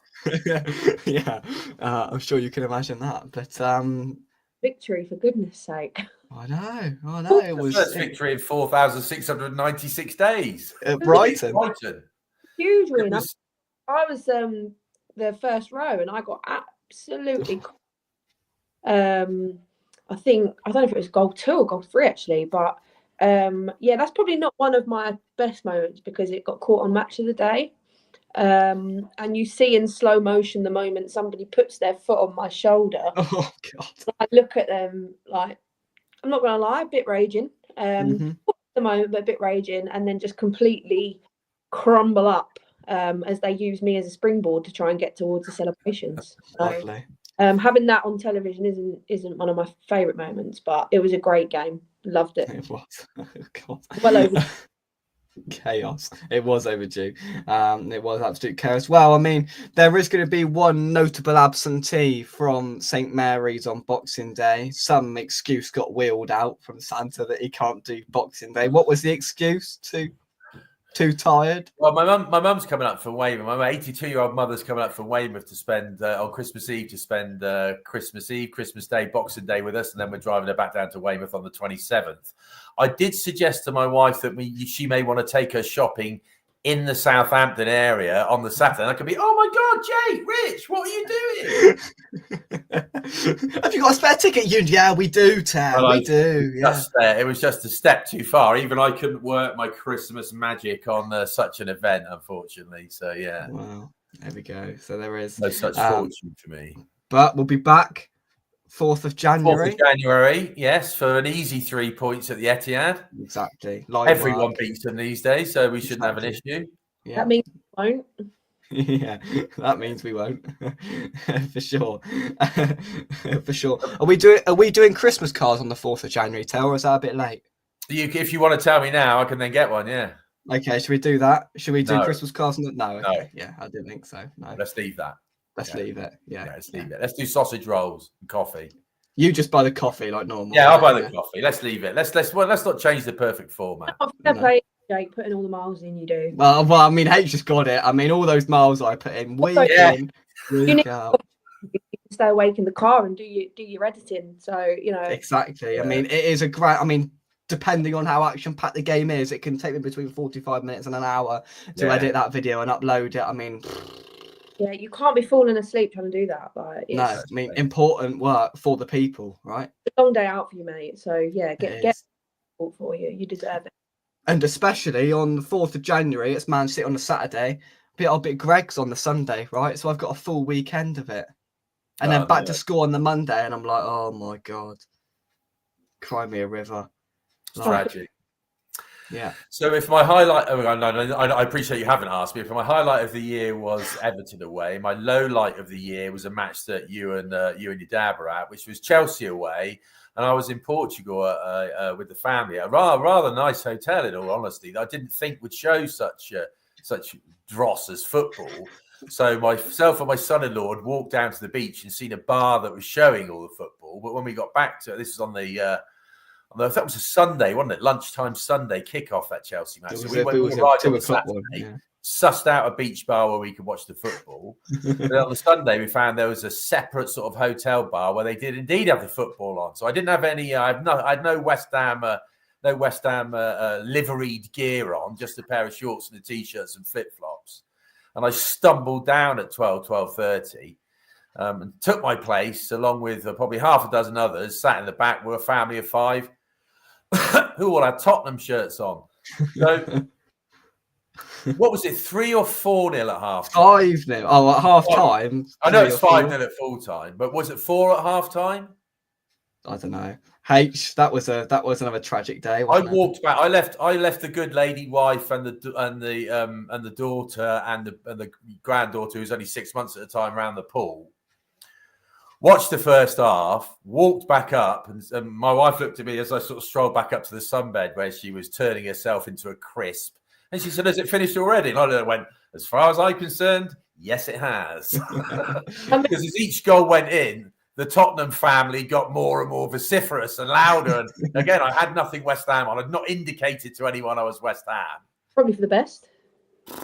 Absolutely crushed. Absolutely crushed. Some low light to have when you could leave and then resume sunbathing, cocktail. Well, I mean, sounds nice, doesn't I it? then think I took part in a mini golf tournament where I verbally intimidated some young children on the first tee of the mini golf tournament, and then won myself a laminated certificate. I mean, it's actually stuck. It's actually stuck. Mrs. Claus actually stuck it on the fridge over there as we speak. So yeah. So there was something to take from the day, you know. Some victory. Yeah, a laminated certificate saying that, you know, Mr. S. Claus won the mini golf tournament against 3 small children on that day. Yeah. Bearing in mind this guy, hang on, right? Bearing in mind this guy could play a decent level of like proper golf. He's out there with a laminated certificate for mini golf. I mean, yeah, H, it must have been nice. I mean, we had the restricted view. We were right at the top. There was a big like TV like not gantry but block in the way, and I wish we just didn't watch it at all. I mean, it must have been nice to sit on the sunbed. Those are the games I always get up for, and I quite enjoy them. And I think, yeah, I travelled down on the Friday, so I was already in London. But I think they were like engineering work, so it took like double the amount of time. Like I just remember standing at the station after and being like, really, like another why do we do this? Yeah. But yeah, it does feel like there was a lot of that this year. Yeah, there has been. Probably tried to put to the back of my mind. It wasn't quite like last Christmas where we had that lovely run and good set of wins, Tottenham, Arsenal after Christmas.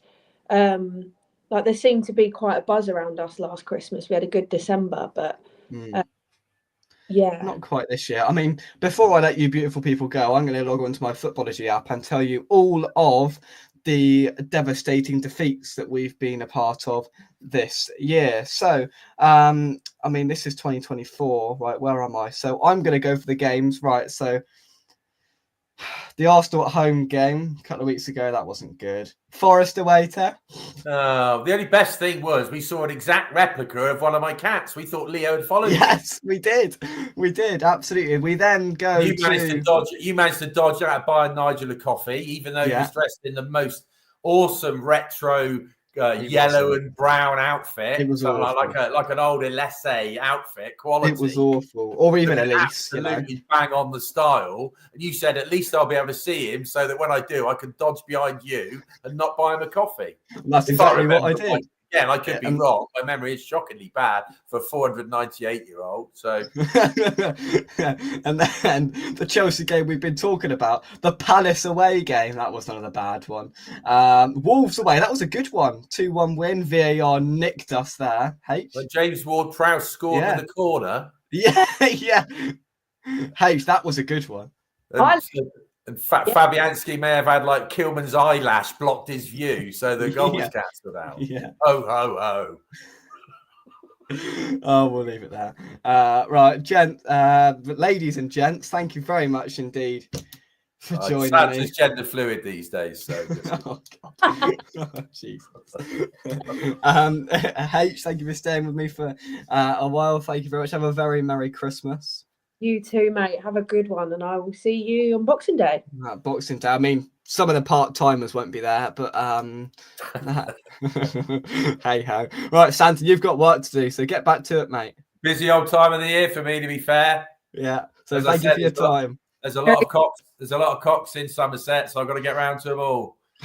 Ho ho ho. Terry H, thank you very much for joining me. I will speak to you soon. Merry Christmas, one and all.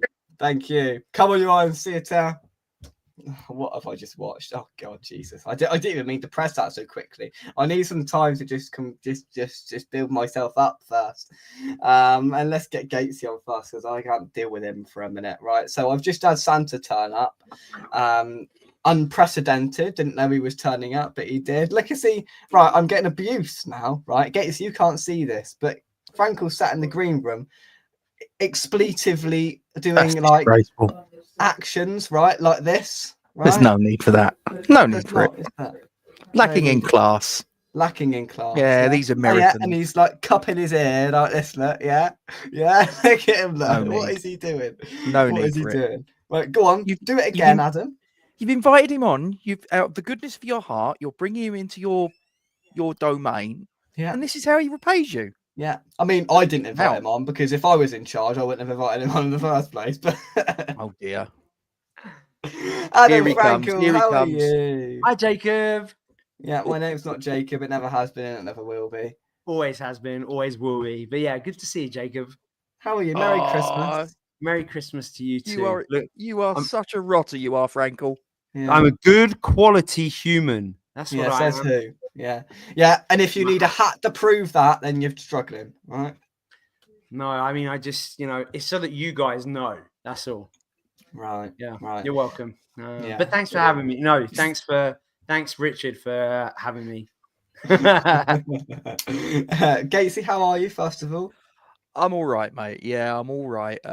Be glad to get all the shenanigans, get to the main event of Christmas Day and spending time with your family and all that. It's all the build-up's just really, really stressful. Do you know what I mean? It is. Yeah. I'm looking forward to relaxing. I mean, I'm sure Adam hasn't worked a day in December probably because that's just his lifestyle. But I work all the time now. I fired someone, so I have to. You tight ass. I wish I didn't have to fire someone, but sometimes they ask for it, don't they? Yeah, sadly, but yeah, I've been working. I have got a couple of things, Jake, that I need to just point out and check. First of all, how long have you worked in this bakery for? What, Greg's? Yeah, since September. And you think the amount of mince pies that you sell, you think maybe just even an above average, even an average employee should know that a mince pie doesn't have meat in it. Well, I'm just saying that you better hope your boss isn't watching because I have a feeling that she won't be watching. Trust me.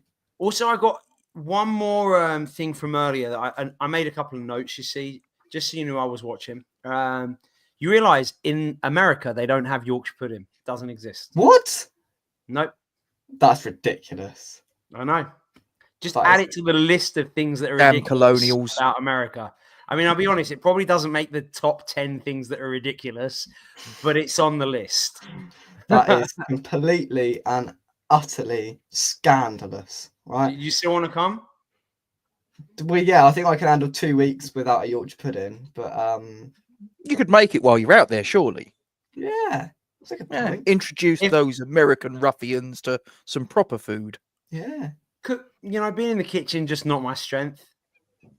Because he's probably got someone to cook for him, probably. No, I don't have a chef. Or you mean you've employed some Mexican housekeeper, haven't you?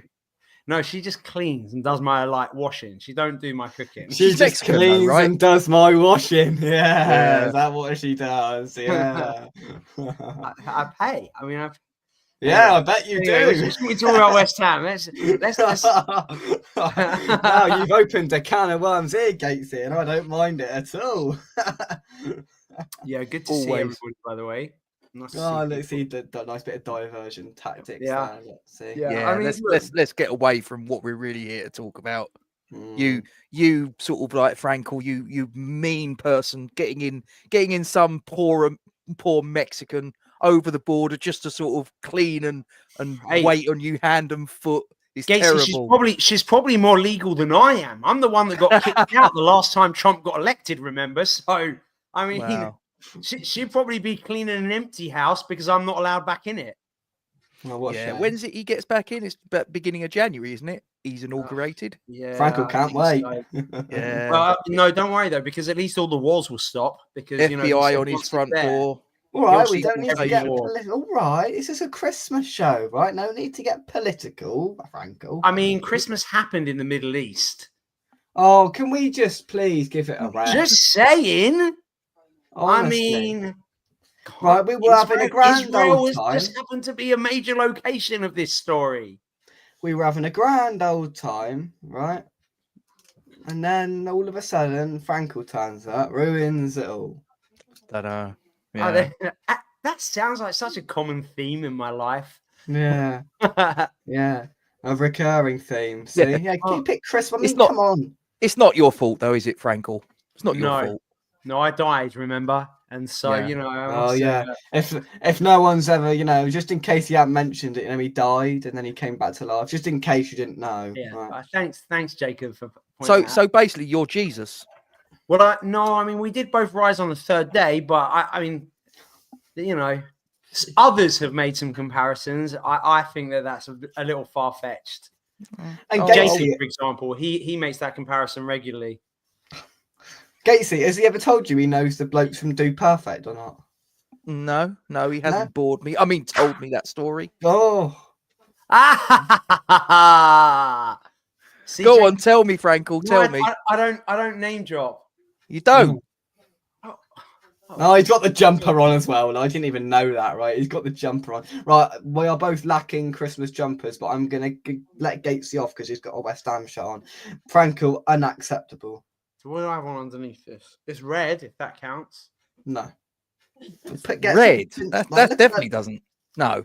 Look at the length I've gone to, right? Christmas jumper, tinsel. I don't have a single Christmas decoration in my house. Well, all I have is a pile of Christmas cards that people have sent me, but that's the only Christmassy thing I have. No, and you haven't sent them a single one, no? No, I don't send That's Christmas disgraceful cards. behaviour. Hang your head in shame. No, Christmas. It's just I don't do that. No. Do you not have a tree? Ebenezer. No, Ebenezer. I don't have a single Christmas decoration in my whole house. What? Why would I bother? Well, because it's nice. For who? For you, for your cleaner. Who invited this miserable fucker on? I know, yeah. I'm excited about it. I'm just, I'm going out to dinner with Bar humbug.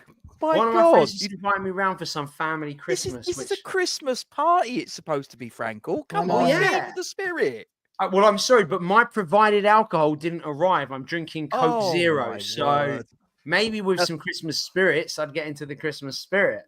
Oh, I see. So you've got to be out of your nut on alcohol before you'll start wishing anybody a Merry Christmas. Ah, that is just poor. Yeah. No, I mean, I could sing. Me and Jake could do a duet. We like singing Christmas carols. Jake, what should we sing? What's your favorite Christmas carol? Shut up. Come on, Jacob. Let's sing like old days. We always used to have a little sing song. No. You know when you were younger and you were kinder. That's what happens when they become teenagers, doesn't it? They become a little bit less more attitudey. Yeah, I've got that with my daughter. So. Oh, are they a similar age? Have they met? Yes, yeah, they've met. Oh, are they? Yeah, they sort of grunted at each other to sort of, so that they recognised that each other was there. Grunt, or was it a non-approval grunt? Is this something? It's just a normal sort of teenage sort of like that. I don't think I'm needed here, really. I think I could go and get a drink. I think, to be honest. You don't have a drink for you? No. Huh? You don't have a drink already there? No, I've drunk it. But you just click your fingers. That's what your mum's there for, right, Sarah? Ooh. So right. The good thing is the hand the slapping hand can't reach me in America. And so then the best case scenario is maybe she gives Jake the smack for it. All right. Win. Did she come in to top up your drink? No, I mean she's not coming yet. I don't think she will. Does it take a bit? Is there usually a delay? Maybe no, I don't think she's coming. Maybe you need a new servant. Coming from you, Frankel, now that we've got out of you that you've got some Mexican housemaid that's there illegally, that you're paying about $2 a month. Once every 2 weeks. $200 I pay her every 2 weeks. $200. $200. There's something else in this package. I'll tell you that, Gatesy. Yeah, she puts my washing away as well. Changes all the bedding. Oh, it's a dream. All that stuff. I reckon it's like a scene from Breaking Bad. I reckon Frankel's actually Heisenberg. It's so upper class, honestly. That is absolutely unbelievable. You've got a cleaner, right? Jake, I live in America. It's what people do. Does anyone care? You seem to care. Wow. Right, a couple of questions. They've got Trump for a president. Come on. Right, a couple of questions before I let you go. Right, you've already talked about mince pies. So, mince pies, yes or no? I'm in the middle, really. I could take them or leave them. Okay. Gatesy? Oh, my wife made an absolute mountain of them. I love them. They're great. There we go. Jake, why would you not try them? Well, because I just don't want to try them. You need to try more food. Okay. I think you should try it at least to make a judgment. Just so you know. All right.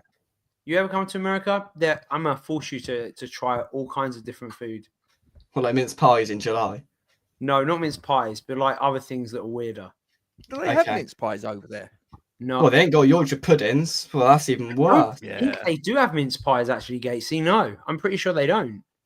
I did have one last year on the show, on the Christmas show. I had a mince pie. Right? You're right. I thought I was having. Thank you. How do you not remember? Well, a lot happens in my life, you see. So no, it a can't lot have happens been in that. my life. You just go to school.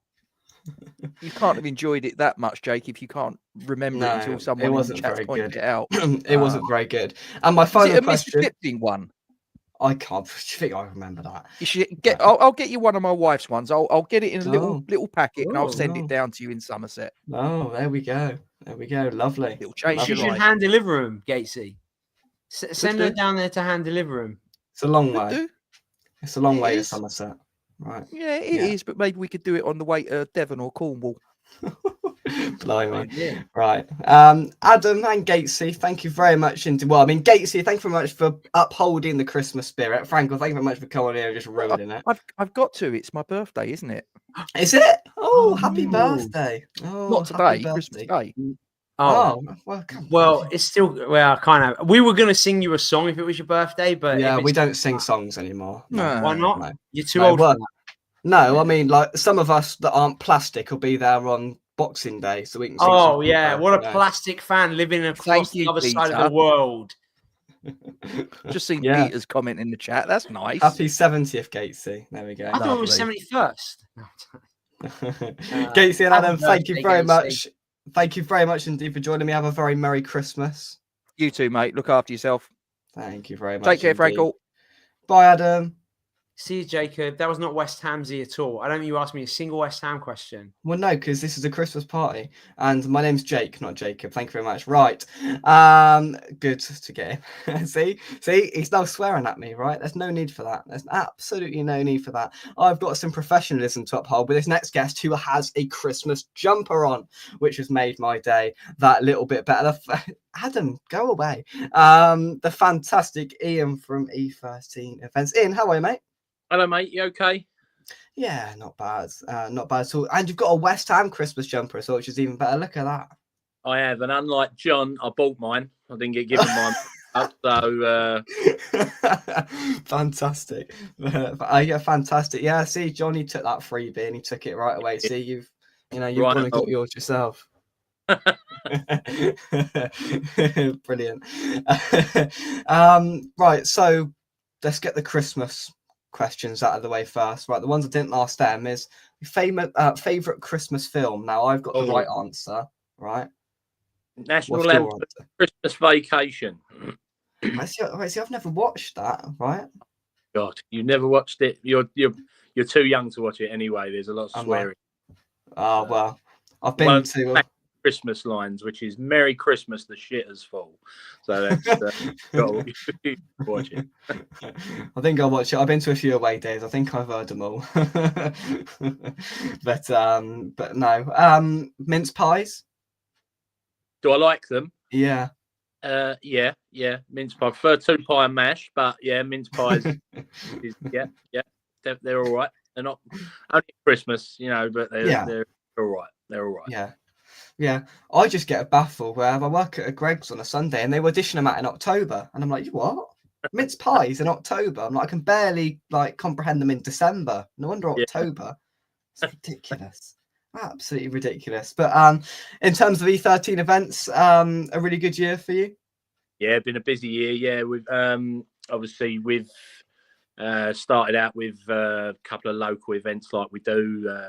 Cohen, I think Jimmy Walker was our first event of the year, and then we got busy around about May time again, which is seems to be the norm for us. But we done our first charity football match, which you obviously was aware of. So that was a very, very busy one for us and hugely supported, which was great, and raised lots of money for DT38 and lots of other events. Had the 2 Sirs, which was a great couple of nights. First time we ever done back-to-back nights.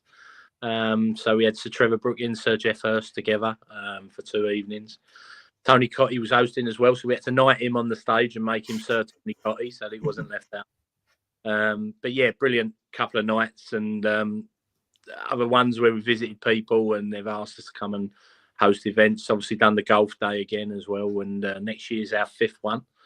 So it's quite, something to look forward to next year on the calendar, that it's going to be the 5th golf day we've done with Johnny Monker's brother Terry down at Langdon Hills. Obviously you was at the day this year, really well supported again, keeps going from strength to strength. And yeah, lots in the pipeline next year. Just sort of released our calendar last week as well. So fingers crossed, in February we've got Kevin Nolan. So which is great to get Kev, because he's not long finished as a coach at West Ham. So he's going to have some obviously interesting things to say, hopefully. But we've definitely hopefully got him for February, but he's in the process of getting a job as well. So it's that little bit. So he's going to have to do a Thursday night for us rather than a Friday night. But yeah, lots to look forward to. Got a gala dinner in May, Allsit Hall, with the Lyle family, with John Lyle's family. So they've got behind it and supported us with it. So we got the 75 and the 80 Cup teams there together on the same night. So that's going to be, we've not done a gala dinner before, so I'm really looking forward to that one. Got over 22 players coming, so it's just brilliant that they just feed off of one another, that something's going on, they want to get involved, and it's brilliant. So we may do another football game, so it's whether I've got the time to do it this year. But whether there's the hours in the day for you, mate. yeah, that took its toll. The football match did take its. There was a lot of organising, but in the end, when you're there and you look back on the day and see how enjoyable it was, and just looking around the stands at Dagenham, and we had 2,000 people there. Like they're not getting gates to that, Dagenham, and. So, I mean, it was great. Their legends were fantastic. They bought into it, and there was lots of them there. And it was, really, really enjoyable. And obviously it marked Dylan's 10th anniversary of his passing, I think, well. And obviously a lot of money, which is the important thing. And, it's quite poignant. Obviously, yesterday at West Ham, obviously, with the tribute to young Oscar as well. Tracy gave me her tickets yesterday. Actually, we took someone who's not too well, a guy called Steve, and his son was called Oscar, and he's got terminal cancer, which is very sad. And Tracy very kindly gave him his tickets and gave us the tickets to go with him, and made a bit of a fuss of him yesterday. A lot of the ex-players knew he was coming. They come round, and we gave him a shirt, and amazing. So the football let it down, unfortunately, but it was we nearly fell asleep. But nothing new there, is there? No, nothing new. No, but it's good. It's been a great year. It's been a great year, and I look forward to next year. You're always trying to think like, what can we do next, and what can you do to keep freshening it up, and different nights. And we we went back to the bowling a couple of weeks ago. That was a really good. Going back to the actual pub, the bowling pub, and done an evening there with Colton. So we're going to be doing a string of episodes from the bowling. So that's going to be good, recorded, and they're just great fun. I love doing them, and obviously they're great. Yourself at the golf day when you get to interact with the guys. They're so down to earth, and they're such good fun, aren't they? So absolutely. Now, I was just going to segue on to DT38 now, and I mean, as if by magic, right? As if you knew, just as I was about to do it, Christmas hat and all, Tracy joins us. Tracy, how are you? I'm well, thanks, Jake. How are you? Hi, Ian. How you doing? Good, thanks. Good. Oh, good stuff. Good stuff. Well, I mean, you've got a DT38 jumper of con, which of course I'm going to accept with the hat. I mean, it's perfect. It's absolutely perfect. You passed the appearance test, as Ian did with flying colours. So Christmas jumpers next year, Trace. That's I can get on board with that. Yeah, absolutely. DT38 Christmas jumpers, that is what we need. So of course, I mean, Tracy, we were just talking there with Ian about the events he's done the last year and what's coming up, and of course a big part of that in 2024 was the charity match at Dagenham and the golf day in August as well. And you know, two events that took a huge load of planning and organisation, and in the end raised a huge amount of money for the charity. Yeah, no, it was a fantastic day, and it's one of the reasons why I love working with Ian and the team at E13. They're really professional, and on days like that, when you bring such big events together, you can just tell, everybody, his team are fantastic. They all are on the same page. The communication is excellent, and the preparation beforehand, me just to make sure that everybody knows what's required of them. No, it's a really good day, and proud to be associated with them. Oh, absolutely, no, it's brilliant, and with the golf day and the football day, 2 days, and how important is that? Of course, it's the day and the experience, but also the fundraising and the money that it generates for the charity as well. Oh, it's obviously significant, as any charities at the moment could probably attest. We to get funding and that, so events like these are crucial to our survival. And to be able to have a day like that where it's entertaining, it's fun. It's some people obviously it's serious, and that's fine, but largely it's a day. I think probably most of the ex-players come along and enjoy playing golf probably a little bit more than they enjoy putting on their boots at the moment. It's just, it means that they get back up the next day without any aches and pains. So it's great to see these guys relaxed environment and giving back to fans that join them on golf days or come and watch them in the stand. So and once again, that's largely because of the connection. Well, it is just because Ian has with the ex-players, and then it's fantastic. Absolutely. And you mentioned the seriousness that they take of it, and I think that was underlined perfectly by Martin Allen's refereeing performance, I must say.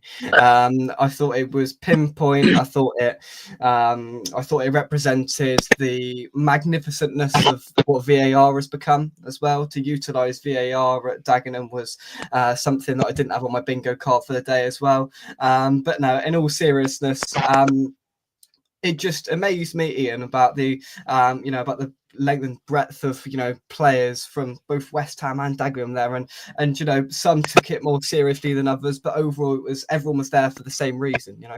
Well, the Dagenham boys wanted to win. We was lucky. We went into the both changing rooms before, and I think I gave the captain's armband out actually in the West Ham changing room, which was like, even like I always say, Jake and Tracy knows we're very, very fortunate in the position that we're in with the access we get to the players, and never ever take that for granted. And I never ever thought you'd stand in a dressing room as a fan, and even on a charity day, which is fun and everything like that, but give a captain's armband out to someone who used to watch play, and do a little thank you to everyone. And I gave it to James Collins. Jimmy Walker was raging, but serves him right for bringing a book out without doing a book launch of mine without a book. So he got his comeuppance. By the way, I'm down to my last 700 of those books as well, if anyone wants them online. But and then we went into the Dagenham dressing room, and obviously thanked all the Dagenham players for their time and effort. And they were superb. They because obviously a lot of them are West Ham fans as well, and obviously had played. I don't want to be disrespectful to them here, but probably not played at the level that some of the West Ham boys had played at. And it was obviously great for them to share a pitch with people like Carlton, Dean Ashton, and James Collins and David Martin. And the list was endless. Paul Conchesty, Matt Jarvis. They're all really, really good lads. And then not forgetting over in the hospitality that we had another 9 guys in there, who can't play no more, or didn't want to play, or just probably that little bit too long in the tooth to play. Like, your Tony Gales, your Jeff Pikes, your Tony Cotties, your Phil Parkses, your Ray Stewarts, Mark Walds. And it was just, I looked around and I thought, I'm not quite sure I've ever seen a collection of former players in one place come together like this. And it's the same as the golf day. You literally put a message out, and can you save the date you're around, and then obviously you get a little bit nearer the time. Yeah. And you make sure you're there for the golf day you'll be doing it. And a lot of them double book themselves and these things happen, or work comes up and they take it, which they would. But for the large, and you've said a name there, Martin Allen, he's been an ever-present at anything we've ever done. Drives himself round from, I think he's round the other side of London. He lives around Kingston upon Thames way, somewhere around that way. But gets himself round, comes and drives everyone potty, and hugely entertaining. Really, really good guy. But I've done a couple of events this year, which we was only talking about it yesterday. So Jimmy's book launch without the book, which was hilarious. But there were 6 or 7 players on stage, and obviously they played in sort of the mid 2000s and playoff finals, and then you've got the other end of the Well Done Like Boys of 86's evening, and you look at those guys and you can see how much they like one another, the unity, their dressing room sort of carries on over even after all them years. And it was really great to see them again. These guys, Jimmy Walker, Anton, Elliot Wald, all people who obviously have a connection with Dylan because he was in and around the academy when they was there playing in the first team.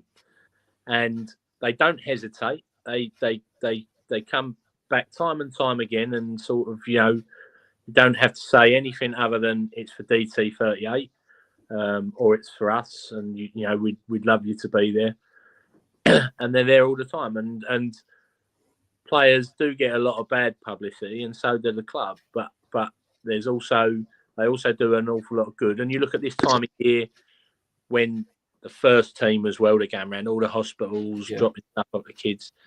You should sort of bear that in mind sometimes, because I know it don't take a lot, not a lot, but what they do, they do give an awful lot back as well. And that football game, people don't realise. At one stage, we were struggling a little bit with the kit. We didn't think we was going to get the kit. And Tracy phoned or was in communication with Karen Brady, and literally gave us an open checkbook of go and get whatever you need. They provided the ambulances, they provided the medical care, they provided the physios, they provided the kit. And you can say what you want about West Ham, but they must have given us close to 10 grand's worth of stuff completely free of charge that day, and that allowed us so much more scope to be able to do things to raise more money to go into the charity. And we wouldn't have hit the target we wanted. We're just shy of 25 grand for that day that we raised. That's amazing. And it's an incredible amount of money. Tie that in with the golf day to be able to put that back in. But we couldn't have done it without obviously Tracy's connection with Karen, who's been fantastic for DT. If you see the documentary, which you obviously have, you can see her connection still, and Tracy would be better versed than me to tell you about that. But is that frame I gave you behind you, Tracy, as well, is it? So that's something from the football day, actually, which I had 2. Obviously, I'm an autograph collector, and I had 2 team photos from, I think it's at Roots Hall, Southend, and they'd just won a cup. And Dylan and his team have signed it, and I've got 2 of them. I found 2 of them. So we framed one and gave it to Tracy actually after the game. There it sits just behind her there. So yeah, that's a really nice. Yeah. So because you didn't have an autograph, Trace, did you? I don't think, or didn't have an autograph. You still like, as you imagine, it's back children grounded. As they're going through trying to make a career in the football, and and Dylan went to dizzy heights quite quickly for a 16, 17-year-old. So you don't say, hey, assign this spot. You don't ever think like that. And it was only when I was talking to David Devatovich, who was the co-producer of the documentary. I said, he said, what advice would you give parents? And I said, to document the kids growing up as much as and because you don't realize, when you might need that, like going through all the photos and stuff like that. I didn't have I've got a signature, but not on any photograph or anything like that of Dylan's. Certainly not on any boots or anything like that. So yeah, and even while he was going through his treatment, think to pull out something and go, hey, just sign this, or you know, just didn't do. So yeah, so very grateful that we managed to get his signature on that. Funny enough, I found his medal for it the other day, that thing. So yeah, it's really hard. Just like I'm moving home at the moment, and you know, I'm downsizing significantly, and it's that time where you go, what do I do with all of this stuff? You know, I know Dylan would not want to and store it somewhere in his small apartment. So yeah, it's one of those. It's a tricky time. So what I'm going to do with all his memorabilia. You know, there's stuff like the frames and that sort of thing behind me that, you know, there's always going to be a wall for that. But you know, so many clothes and his boots and, you know, and just things that, yeah, it's now time to make with him. So, yeah, that's, you know, and you touched on, you know, the connection with Karen Brady, you know, she's fabulous and very much family at West Ham. You know, the fact that she brought all the you know, the ex-players back as ambassadors, and people have, you know, fantastic experience now, match days, meeting all of their, you know, their ex-players and their ex-heroes. Just it makes a difference when you go to games and get to, you know, chat to, you know, the people that give you a bit of, you know, spend a bit of time with you pre. No, it's amazing. That's absolutely amazing. You know, and just on that frame, I mean, if you want a piece of memorabilia, the chance, you know, it's probably being in Ian's hands. You know, if it was West Ham memorabilia. That's very good. That's very good. Yeah. There we go. And I'll add to it, right? We've got in our living room downstairs, right? There was this not very nice picture up on our wall, right? And we won that picture of all of the academy players from West Ham at the golf day last year. So I walked into the house of it and went, right, that can go, and it can go right there, and it's the center point of our living room, right in the middle. And I went, right, there you go. That's a lot better. So Ian, I thank you very much for that, because it's. Trace, have you seen Lempoon's Christmas Vacation? Yes. Yes. Never seen it. He's missing out, isn't he? Am I missing out? Absolutely. If you know you, if you've not watched Chevy Chase, and you know he's it has to be on your Christmas list this year. Definitely. Okay, right, it's one to watch. Well, I mean, maybe I was a bit harsh about your picture, but come on, Dad. I mean, what's theirs now is a hell of a lot better. I mean, Jesus. But there we go. No, I mean, just to pick up before I let you two go, just about Martin Allen. I spoke to him on the channel earlier in the year, and he spoke with great eloquence about DT38 and about the charity and the impact that he had on you, Tracy. And I found it you know, really powerful, because, you know, at these days he implies the important message with a laugh as well, of course, but there's that real deep and underlying message and sort of intent that these players have, and the care that they have for the charity, which I find amazing.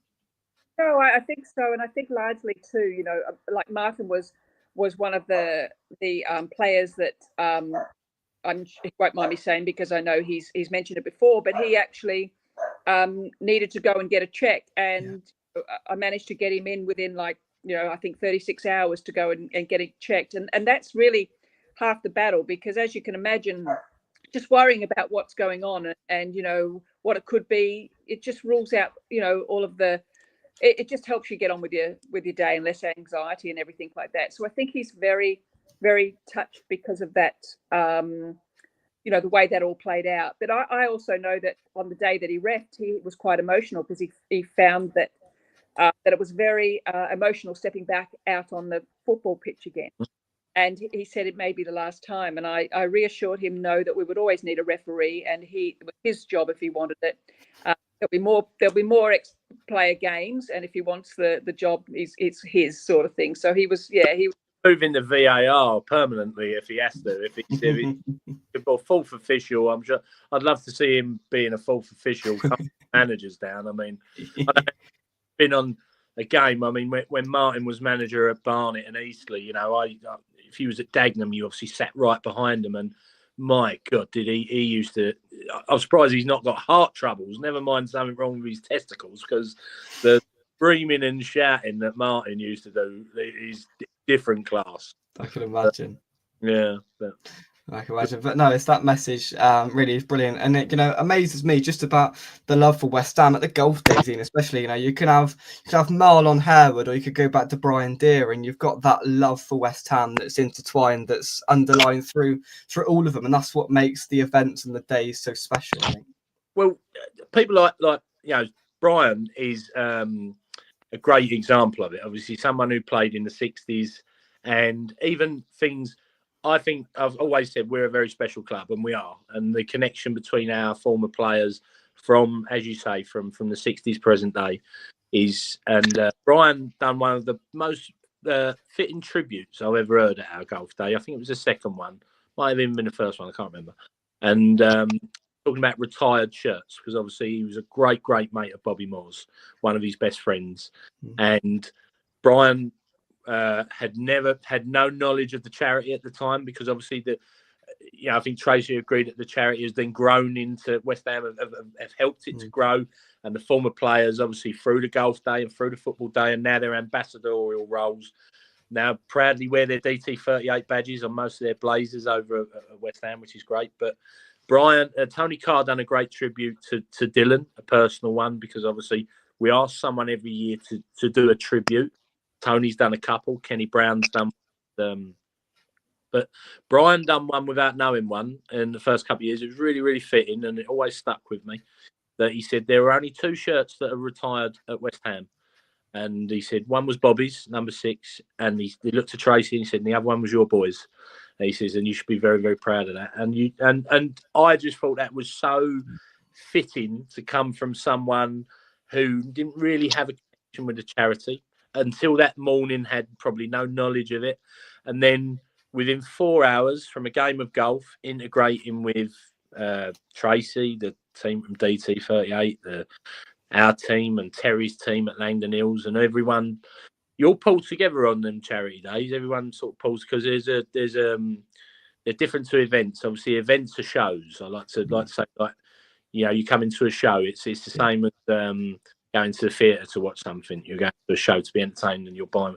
But on a charity day, everyone buys into. We say today we want to break out what we done last year and make a bit more money, and we've got a run in total, which we're very proud of with DT38. And when those little moments happen, and certainly stuck with me. So and I've got a lot of time for Brian. Brian's obviously get him on the show one night to talk about his goals, and try to do a 7-hour show, and you probably just fit it all in, I would have thought. Brilliant.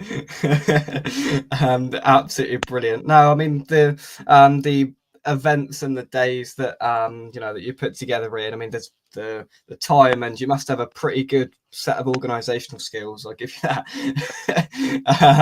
To get it all in. It's absolutely brilliant, and to work like you do with Tracy is brilliant. Now, my final question, we're going to go back for one final Christmas related question. Now, Tracy, I'm going to come to you first and ask you if you had to pick one Christmas song or your favorite Christmas song, or I can write differently and say, if every other Christmas song had to evaporate from the world, if you had to keep one Christmas song, Tracy, what would it be? Oh, that's a really hard one, because I've got so many favorites. I love Last Christmas. I love Mariah Carey's Christmas song. I love Winter Wonderland. I think that the Mariah Carey one evokes emotion for me. With Dylan saying I'll be home for Christmas, but he never came. So I think I'm going to have to select Winter Wonderland. Lovely. I love that. Ian? Shaking Stevens. Merry Christmas, everyone. Brilliant. In National Lampoon's Christmas. Okay, will do. Hey, can I just say Christmas Eve? So, sorry, I'm going to go on a little bit, but 2 things. One, why Tracy's on the line. Yesterday, she absolutely made 2 people's day yesterday, which was, I mentioned it earlier, the guy she gave the tickets to, Steve and his son, Oscar. It was an unbelievable day, to be honest with you. An absolute gentleman of a guy. And his son, one really lovely kid. And I think he got in touch with Tracy to say his dad's not too well and's got a bit of an uphill struggle coming to him. Loves West Ham, and she very generously gave 2 tickets to me and Amy, and we took Steve and Oscar, and we tried to give them as good a day as they. And he sent a really lovely message to both me and Tracy. So it was such a lovely Christmas moment. So to see the guy just for his troubles, just to go away for a day, just to have that, and we made as much of a fuss of him as we could, and in a way, it was a shame that Tracy wasn't there, and it's probably a good thing that he wasn't there as well, because the tribute to Oscar Fairs when they family came out, very, very similar to watching Jim and Taylor go on the pitch and Kenny Brown going with them, So that was, and Steve was next to me, he got very emotional, and it was hard not to get emotional yourself. But it's those moments that make Christmas for people, because none of us probably know what's around the corner, and that guy was given such a fantastic day yesterday. So that's a testament to the charity and what they can do for people as well. And the other thing that we're doing on Christmas Eve is we're doing something that we used to years ago at a golf club I was a member at.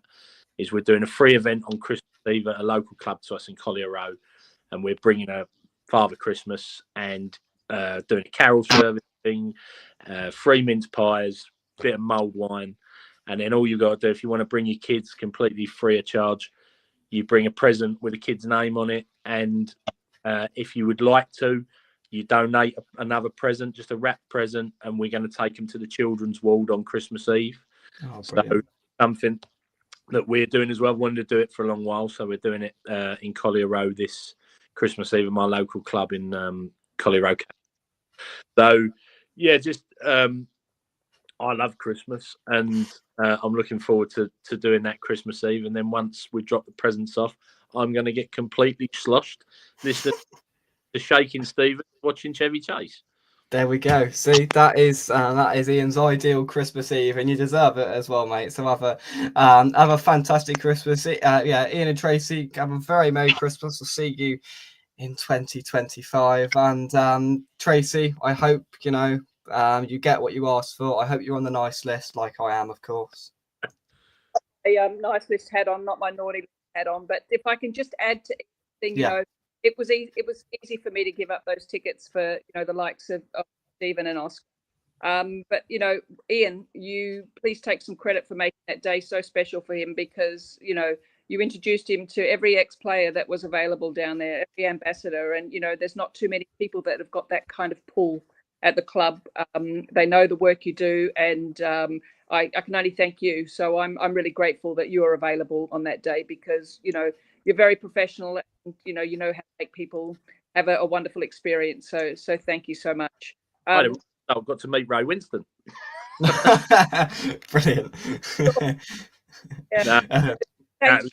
Honestly, they were 2 really great people. So and we exchanged numbers as well. And I said to him, please stay in touch in the coming months, because I would like to stay in touch with a pair of really, really top people. So as I say, that's what makes our club really special, I think. I know lots of other clubs do it as well, but I just think we do it really well. So we do.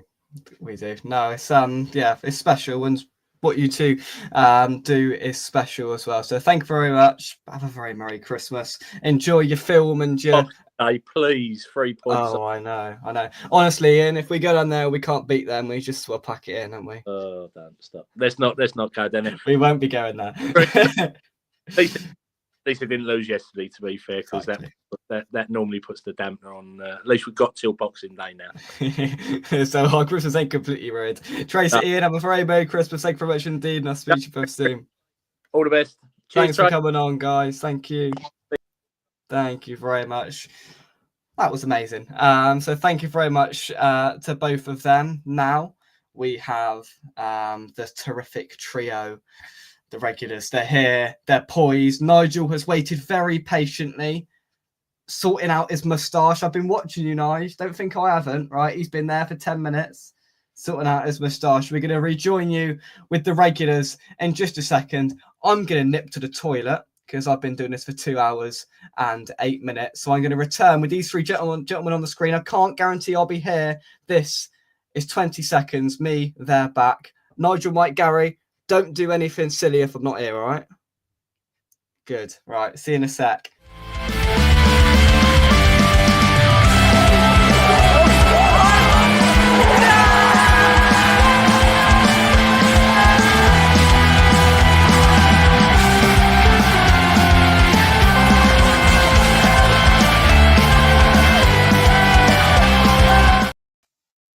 Yo, what lads?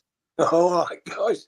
That's a very boring Christmas jumper, Gary.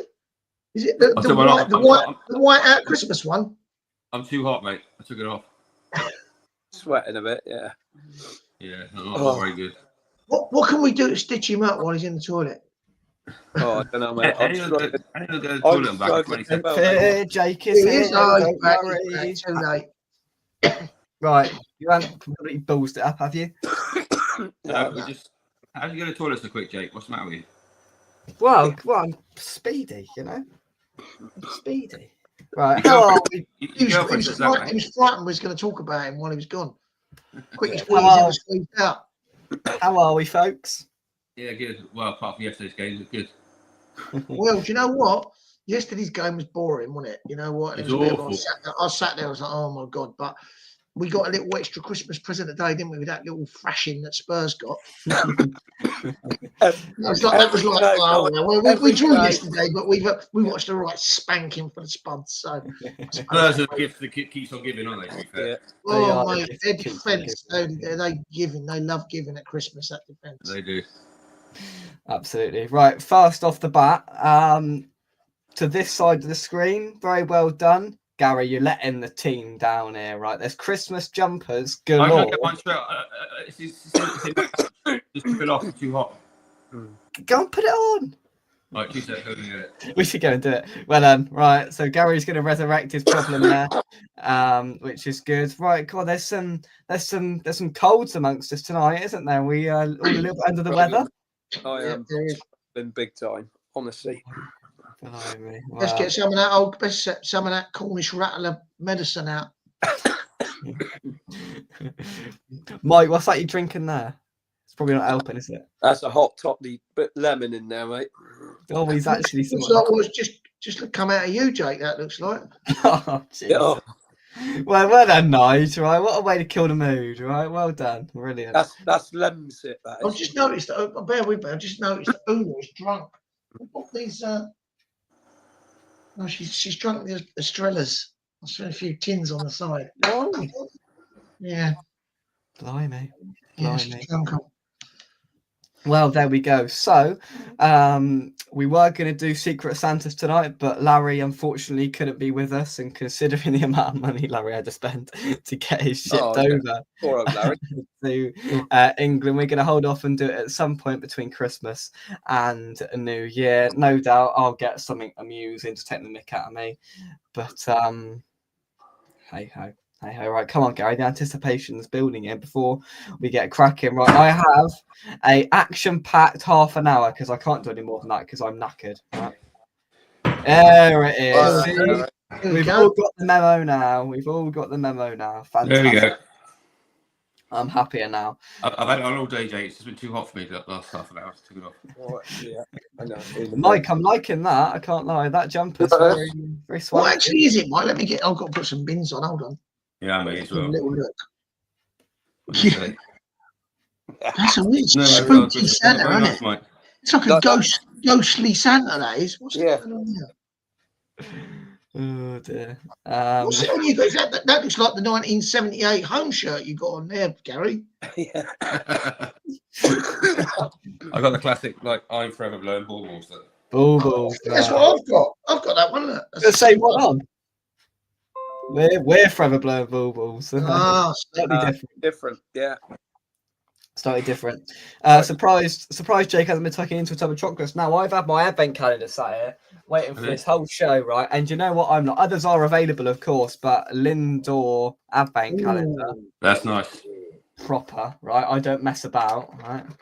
So we're going to get into this to start with. It's a heart, which is symbolic because I'm with my favourite people. See, look at that. Isn't that nice? Jake, speaking of hearts, Jake, what have you got to go for Christmas? Oh, do we have to go there? What have you got her? Oh, we can't tell her online. She'll be listening. Well, yeah, exactly. Because I hope it's something expensive. It's an away she shirt. won't be listening. She won't be listening because I'll let you into a little secret because I asked her the other day. She dumped him. No, I asked her who our favourite is, and unfortunately for you gentlemen, our favourite's Larry. It's Larry. I know it is. That's because he's racist. Must be the accent. Hey, we cannot speak like Larry. Yeah, she's pro-Trump, Jake. You want to dump her? I got likened to something called the Lorax this week. I've never seen the film, but like apparently he's a bit of a character, so maybe it's because of that. Right, I've got a Greg's quiz lined up for you. Oh, right? Oh, go on then. Yeah, we're going to get to it in a minute. Question 1. £2. Not yet. Not yet. Yeah, we charge. Our toilet is £1 a minute. Well, you owe quite a lot there. Simon, our Chelsea fan, and backed by unpopular demand. Apologies for the absence. Well, thank you very much indeed. Don't apologise, Simon. I'm a Chelsea fan. Exactly. Don't apologise, mate. It's an illness. Right, I've got to find this quiz now because. Well then, no, because I had it. Right, there it is. Okay, right. There is a couple of. So basically, how it works, it's not a quiz, is it determines which Greg's item you are as a person. I think it's quite swanky, to be honest. But I'll be a mouldy sausage roll, shall I? Here we go. There's a couple of bizarre pictures in it, but we're just going to roll with it. So, oh, is that a pun? So we won't do each person individually because we'll be literally here till Christmas. So we'll agree together where you three can agree on an answer together for each question. Right. So how would you describe your skin type? Crusty, normal, or bumpy? I'm normal. I can't speak the We're other. obviously normal, Jake. Okay, all right. We'll Look, do it all the time I say, yeah, we're right crusty, us. You're in Asda. Oh no, this is going to go wrong. You're in Asda. You've only got a £5 and you're starving. This is going to. I've asked for this. Splash it out on a £3.50. Make your own pizza and get ice cream with the change. Buy a couple of cookies. Go to the reduced section. Yeah, that's definitely you, Jake. That. Get a couple of chips from the hot food section and spend the change on drinks, or just not bother. I've never been to Asda, so not bother for me. Yeah. Who eats crap from Asda when they go? Okay. Yeah, exactly. We'll go for that one. Who would go to Asda? There we go. Right. Yeah. So, what is your favourite meat? Chicken, bacon, beef, lamb, or fish? We have to do a majority here. So, hands up for chicken. I'm a lamb man. Lamb. I'm a fish fan. I'm a lamb man. Yeah. Oh, we've got 2 for lamb. Right, we're gonna go for lamb. Okay. What is your favourite time of the year? Autumn, winter, spring, summer, or all of them? A majority Summer. here. Summer for me. Summer, Yeah. but I do like the seasons. I do like the springtime, to be honest. So which are we going for then? Spring or summer? I like the summer because West Ham aren't playing. Summer. Yeah, that's true. Less stressful. Right. What is the best hot drink? All right, so what's your favourite hot drink? A latte, a tea, a hot chocolate, espresso, or a mocha? Hot chocolate for me. I'm a boring old tea man myself. Right, so we've got 1 tea. Mike? Latte. Latte and a hot chocolate. Right, well, I'm going to take the casting vote and say hot chocolate. Fair dues. I do drink hot chocolate as well, Jake. You're an employee called, I don't know what that says, working in your local town's Greg's.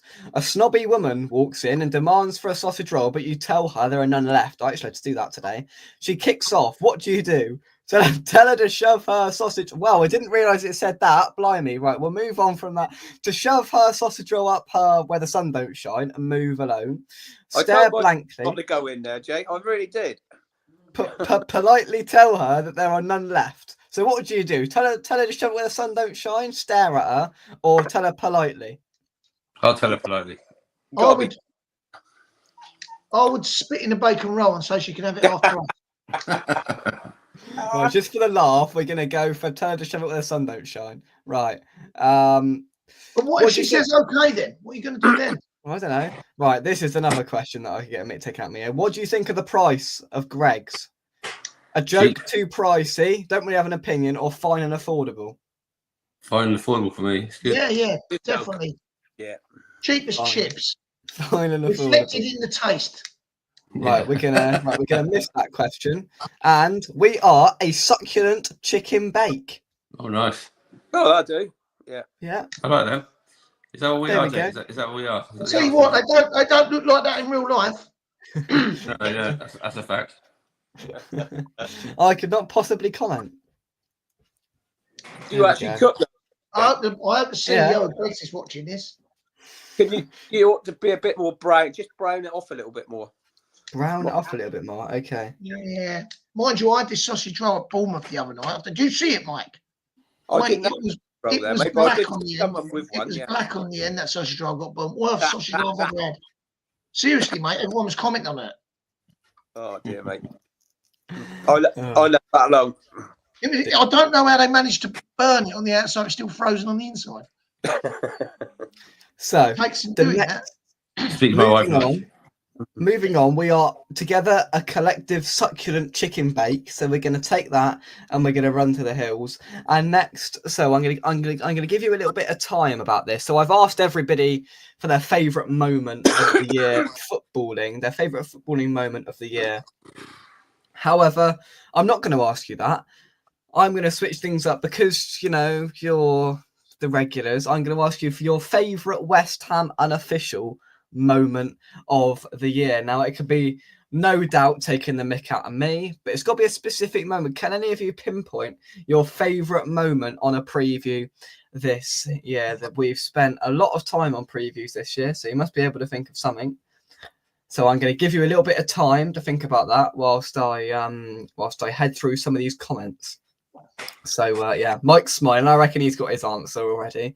Yeah, Mike's got his answer. Ronnie, Merry Christmas. I hope you are well. Graham, hi from Alberta, Canada. Thanks for this year's entertainment and best wishes for the new year. Thank you very much indeed. I'd be nothing without these gentlemen and Larry. So the credit goes to them because it'll be pretty monotone and boring if it was just me sat here. And yeah, I mean, people only watch for Larry. That's why the viewers have gone down since Ian and Tracy left. They saw Larry ain't here and they've done one, right?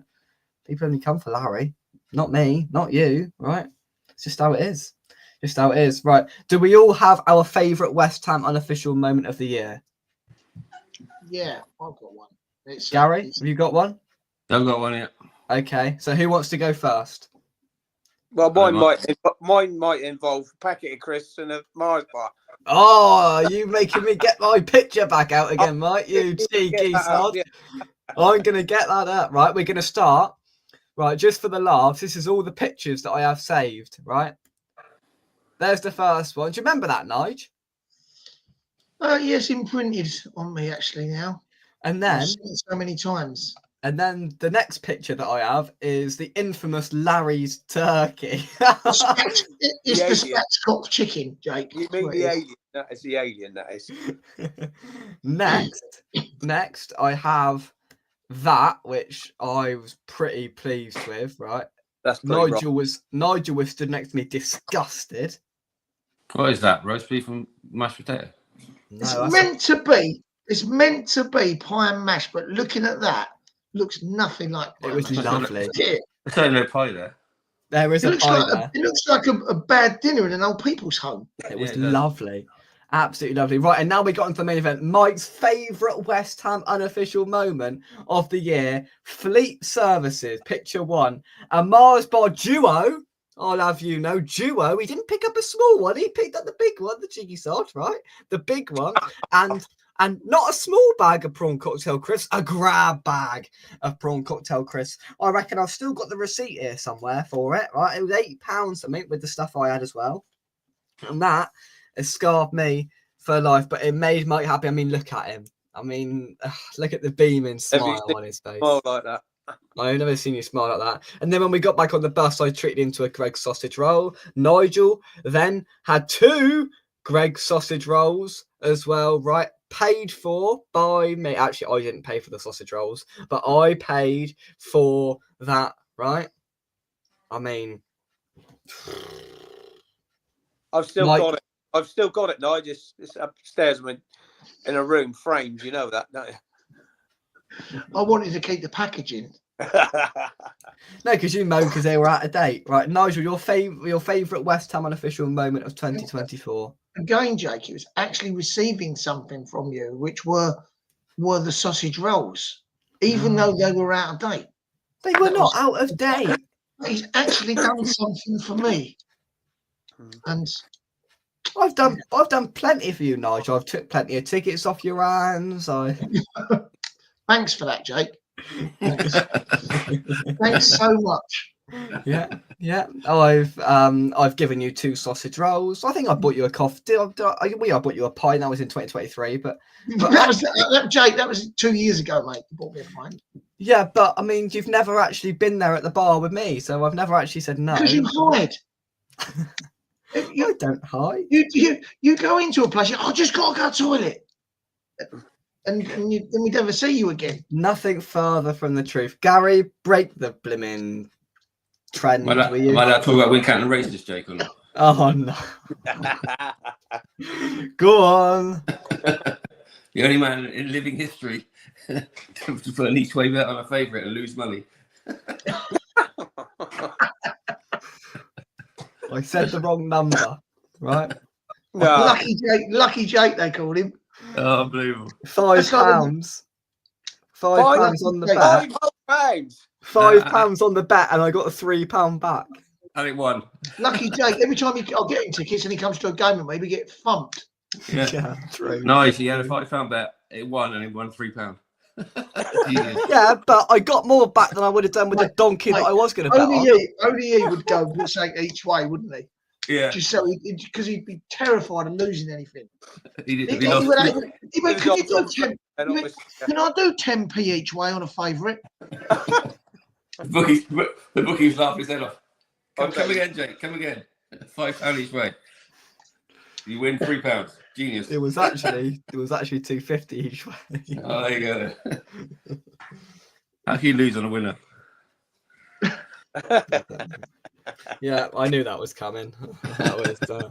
Yeah, actually, that took a little less time than I thought it would for him to mention that, to be fair. But I've never known anyone do that, Jake, ever, to be honest. Christ. Right, Boxing Day, Nige. I'll buy you a pint, a coffee, whatever you want, all right? Well, you'll have to, wouldn't you? Because here... Oh, yeah, he's got my tickets. As it goes... Oh, here we go. As it goes, mate, I think you'll have to buy me a pint, otherwise you won't get any of these. But in my other hand, I've got these and this. So I've basically got everyone's tickets. And by the way, anyone watching, I ain't a ticket tout. Yeah. You're lucky you're allowed to go. Yeah. So yeah. Yeah, Gary's under the thumb. He can't go, right? I'm not allowed to go, even though it's my second local team. Exactly. Did you get a ticket, Mike? No, I'm staying at my daughter's in Stratford. So because I did say, like, I thought one of these was for you. I've got Richard and Jake's and one for someone else. You got one for... Well, there we go. So hey ho, right? We'll sort that out with your pint, all right? We'll do an exchange. Yeah. Well, I think we have another guest waiting in the wings. Is my guest ready? With camera poised, he is fantastic. Right, is somebody with a fantastic Christmas jumper on, I may add. Right, he's a rival, but we're gonna let him on for just tonight. Spurs fan, is he? No, he's from a rivaling West Ham channel, right? We don't really like him too much, but we're gonna let him on tonight. Just he keeps asking. He keeps messaging me thinking, can I come on West Ham Unofficial? No, you can't. DJ Rusty V, how are you? Here he is. I made you, Jake. You what? I made you. I Did gave you a you? big break. Yeah. Did you? This is how you Oh, repay me. Oh, Right. sorry. Merry fucking Christmas. Sorry. Oi. He's come on to get you chucked off the YouTube, Jake. That's what it is. Yeah. Let's get rid of him. Jealousy is not a very nice thing, Russ. Yeah, whatever.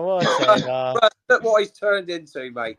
I know. It's like it's a monster, isn't it? It's like Frankenstein's monster. That's what I've created. I've done Frankenstein in English literature this year. Horrible book. Horrible book. Russ, what are they? Are they shirts in your background there, Russ? Yeah. Yep. Wow. I don't know.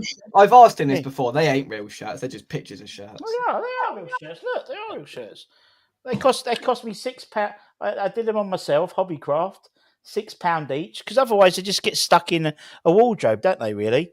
So £6 each, and yeah. And unlike Anton's, mine are straight. You watch Anton's, it's like I don't think they have spirit levels in Scotland. They're like all over. They're all shonky. But yeah, you can see because like this Betway one's falling down a little bit. Anyway. See, Russ has got a proper mic. He wears his earphones properly. Exactly. Jake tries to take the old one earphone approach. Yeah, like he's DJing at a Christmas party. American DJ. I've gone through this time and time again. If I sit here like this, I can't hear what I'm saying, right? And then I'll just get louder and louder, and that's no good for anybody. If I go like this, I can hear myself, I can hear anybody else. Right, Russ, I bet you find yourself getting louder because you've got an expensive pair of headphones. You can't hear anything else, right? He's got a proper mic, mate. I've got a proper mic. Yeah. I've got one here, but I just don't have it on shot because I'm not like, oh, here's my microphone, right? That's one of them nice snowball ones, isn't it? You got there, Russ? Nah, this is a road one. No, snowball. I had a snowball one. I don't know where it's gone. I think I gave it to someone. Yeah, the snowball one. We used to go, hi, Did you give it to Jake when you started him out? Yeah, probably. You had that snowball, mate. You used to sit there in lockdown and go, hi, it's Russ from My Hammers 11 here. Check out our channel sponsors, Untuck It. Yeah. Oh, those were the days, Untuck It. Those were the days. Those were the days. Lunchtime live, 12:30 every day. Sit down with me arm sandwich and sit there and lovely. Yeah. Kept you going through lockdown, didn't I? Exactly. Do you still do My Hammers 11, Russ? Yeah, we do. We do them with the we do them on the channel. We had Slav and Bilic on the other week. I saw you had Slav on the other day, mate. Yeah, we had Slav on the other day. It was a good one. We had him before. TalkSport had him. Sky Sports. Before he did all we had him first. He don't like to name drop our Russ, but he had exclusive. Exclusive. He was top boy for Lab. We was only in heaven for 45 minutes, and then we ended up chatting for like 2.5 hours. Blimey. Yeah, he just loves West Ham. You talk about people are the whole Lopetegui thing and stuff, and Slav loved West Ham, and he still loves West Ham, even though obviously he got sacked. And you can't fake it. It's like I think Ian did a Di Canio night in the summer, and Paolo was there talking, and you can't fake that. He loves the club. It's like Sebastian comes on here quite a bit, and Seb loves and it's lovely when you hear those stories because too often than not we sort of feel there's no connection between players and the fans, but it's still there. It's still there for sure. Absolutely. For sure, to coin a Lopetegui phrase. Yeah. Well, I mean, Russ, you've had an insight into what I've got to put up with every week here, right? Especially through December when there's more games. For every preview, right? Nigel, Mike, Gary, and Larry when he's here as well, right? I get ridiculed. I get the mick taken out of me, all because I like my money, right? And I like it myself, right? Basically, he should have been born a Scotsman, is what he's saying. That's why me and Anton get on. You see, we are like-minded in that sense. You see. Yeah. Have you heard the story about Anton recently? So he got stuck on an island. So him and his family, 29 of them. Why me saying this to me? They went to the island of. They're brothers and sisters. That's what they. Huh? Yeah. Brothers and sisters. Yeah, no. Edrin or Erin or so, it's like an island, and you have to get a ferry. And he was meant to just go there for one night and come back, but the ferry got cancelled, and he was there for another 2 nights, stuck on this island. He had because Anton's house is completely being renovated, so he had sofas come in and stuff the next day. Couldn't get off this island at all, and neither could his 28 other family members. But apparently on this island, it happens quite a lot that the ferry doesn't. They can't sort of get the ferry to and from the mainland.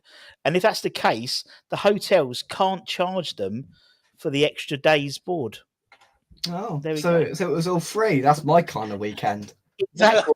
He had to pay for food, so that's not like you, Jake. I think I know where Jake would go. He'd have been looking for the local Greggs. Exactly, yeah. If you've been stuck in Greg, yeah, be like, oh, we'll just get some sausage rolls. Is there a Greggs on this small Scottish island? This is good service. Look at this. What I've just been brought up. Look, onion rings and cheese puffs. Yeah. He don't know he's alive, does he? That boy. No, he's gonna come. He's gonna come down to a crash when he has to go to university. Imagine when he has to get a proper job, and then I've got 2 jobs. I've got 3 jobs actually. Imagine how rich kicks him out, mate. What 3 jobs you got, Jake? Right. Getting out of bed in the morning is one of them. Yeah. Greg's on a Sunday. Gigolo. I'll let you know. Huh? Gigolo. Do I what? Gigolo. He don't know what that is, Gary. No, I don't know what that is. Right. So I do Greg's on a Sunday, where I did my work experience a couple of years ago at a photography shop. I go down there and I do some web work for them every week. Wait, what were you, Spider-Man now? Website work, and then I sit here and work and speak to you guys. This is work. I get paid for This isn't a job. What he does is Macaulay Culkin lookalike thing. The old phonogram thing, Macaulay Culkin lookalike. Look, I get paid for this. I get paid for this, so it's technically my job. Paid? We don't get paid for this, really. Let's be honest. Ridiculous. It's nice. It's nice that you got a hobby that you don't lose. That pays the StreamYard bill. That's flipping. Yeah, that pay. Yeah, it doesn't. Yeah, exactly. Doesn't cost you anything really much. Right. If you think I'm tight, Russell know this. The StreamYard bill used to be about 180 quid a year, right? I went to renew it. I've got to renew it in January. 330 quid it is now. Right? Unbelievable. I mean, for them West Ham network lot, right? They got it coming out of their ears, right? But for us, hard working, right? Little bit lower down YouTube channels, it's hard. It's hard work. I paid it. That's why I'm tight now, because last week I had £750 in my bank account. 380 to the driving instructor, 330 to StreamYard, right? All went in a matter of seconds. Mate, that driving instructor needs a bit more money than that. Danger money. Sit with him for a full hour. Do you know what I mean? 2 hours. 2 hours. You want to sit next to him? You want to sit next to him at a game? When's your test date? February. Oh. Right. What I'm going to do now is my laptop, because I don't usually stream for 2 hours and 36 minutes. So my laptop's on 6%, and I don't have a charging port around here, so it's all going to go up the. Yeah. If I don't get a charger, so I'm going to leave you to talk about what you want, which is a dangerous thing to do. But just now, I see. I bet Richard paid the StreamYard bill. No. I paid for it. Thank you. I paid for it. Yeah. Dad's paid for the football tickets for January. I couldn't believe it, Ross. 330 quid it's got up to. Yeah, Anton pays a StreamYard. Does he? Anton pays a StreamYard. Exactly. I spend that on one away game. Yeah, whatever. Right. Talk about how wonderful I am for a minute, all right? Talk about how wonderful I am. That's 1 minute. Well, thank God he's gone. Thank God he's gone. Jesus. Yeah. He's gone to do another Macaulay Culkin lookalike. He gets a lot of business. It dries up from January onwards until December next year. Gone downstairs to say, I need some more of them chips, Dad. Yeah, I need some more. Could you make me look really important and bring me up some more onion rings in about 10 minutes, please, and a glass of summer fruit squash, please? They called him down. Gone, Jake, come and sort this dirty washing out that we got to do the floor this morning. Jake, put these socks away. Why are these socks so rigid? What's going on with these socks? Why are they socks everywhere? There's socks everywhere here. Why is there only one? Why are they so stiff? Yeah. Why is it only the left foot? What's going on? Where's oh dear. There are any ankle socks. How was New York, Nige? It was cold. Yeah. It was. The main thing was, what was funny was, Russ, that I was sitting in Smithfield Hall with some of the chaps I met in Europe, basically, and one of the lads from Billericay walks in, Charlie Levy. He walks in just like randomly. I was like, I had to double. I thought, what's how many times have we heard this story, Gary? I'm interested. Right. So I'm he interested. just walked in, Russ. So that was, we had good fun there. But mate, Yeah. I mean, I've been it is at the moment, isn't it? America used to be so cheap. You used to get $2.50 to the pound, and now it's so expensive, isn't it? So I had 8 pints of Guinness. And Una had like 8 Stellas, I think, and then we had some chicken wings, the standard American stuff, and something else, and it was like 200 quid over the plus period. tip, plus 25% tip. Well, yeah, plus tip. Yeah, they probably put that on it. I think they put it on it there, but I did give them a tip. But it's like, I was like, come on, mate, $200 just on one game. At least we won. Good job we won it, and all really, it'd be better. Yeah. But I did put my stickers everywhere, Russ. Good man. I put my stickers on the Statue of Liberty, the Empire State Building. I don't know if it's a felony to do that. You could probably get nicked for it out there, but You probably could if they could fight. Yeah, if they stick found them out. You everywhere. were. Yeah, I need to go back there. I haven't been for a couple of years. It's wicked. We're going to go back in the summer because you get a lot of different. Yeah. I remember we were like a few years. I think it's one of Flo's birthdays. We were over there, and it was she would have been end of May, and it's beautiful out there. But yeah, I've been there, and it's been. But what I love about New York, and actually a lot of the other places, anywhere apart from England, is it will snow 2 feet. And it'll just carry on regardless. They'll just they get the snow plows go down the streets, and if your car's there, you ain't getting it out for a couple of weeks until it thaws out. Yeah. But everything just carries on. I love it. But they're decent. The New Yorkers are friendly people. They are. They're really nice You people. walk around London. You know what makes you laugh is when you're on the subway there. If you're on a tube in London, it's silent, isn't it? Everyone's on there, got their head down. No one's saying nothing. It's all quiet, and everyone's sort of looking at each other. On the subways out there, mate, just everyone's talking. They are, chatting to each other, and I found They're that really friendly. That's quite refreshing, really, to be honest. Mike, did Nige say he was going to New York? Oh or not? no, I forgot about that. Did I tell you I was going? Did you not tell us, Nige? No, I can't remember telling you. I missed that. I must have missed that. Jake. Yeah, I missed that as well. Well, it's nice for me to get away, Jake. I'm not fortunate enough to get took on 4 or 5 cruises a year. Yeah. Just go on another boat. Yeah, let's just sail to another country. Roll on April. Roll on April. Back we go, cruising again. I can't say nothing. I'm doing the Caribbean in February. Yeah, here goes Mike. Where you going on the Caribbean one, Mike? We're flying out to Caribbean. Barbados, yeah. Mike's being told where he's going. Get the itinerary. What part of the Caribbean? St. Kitts. Yeah. St. Thomas, St. Martin.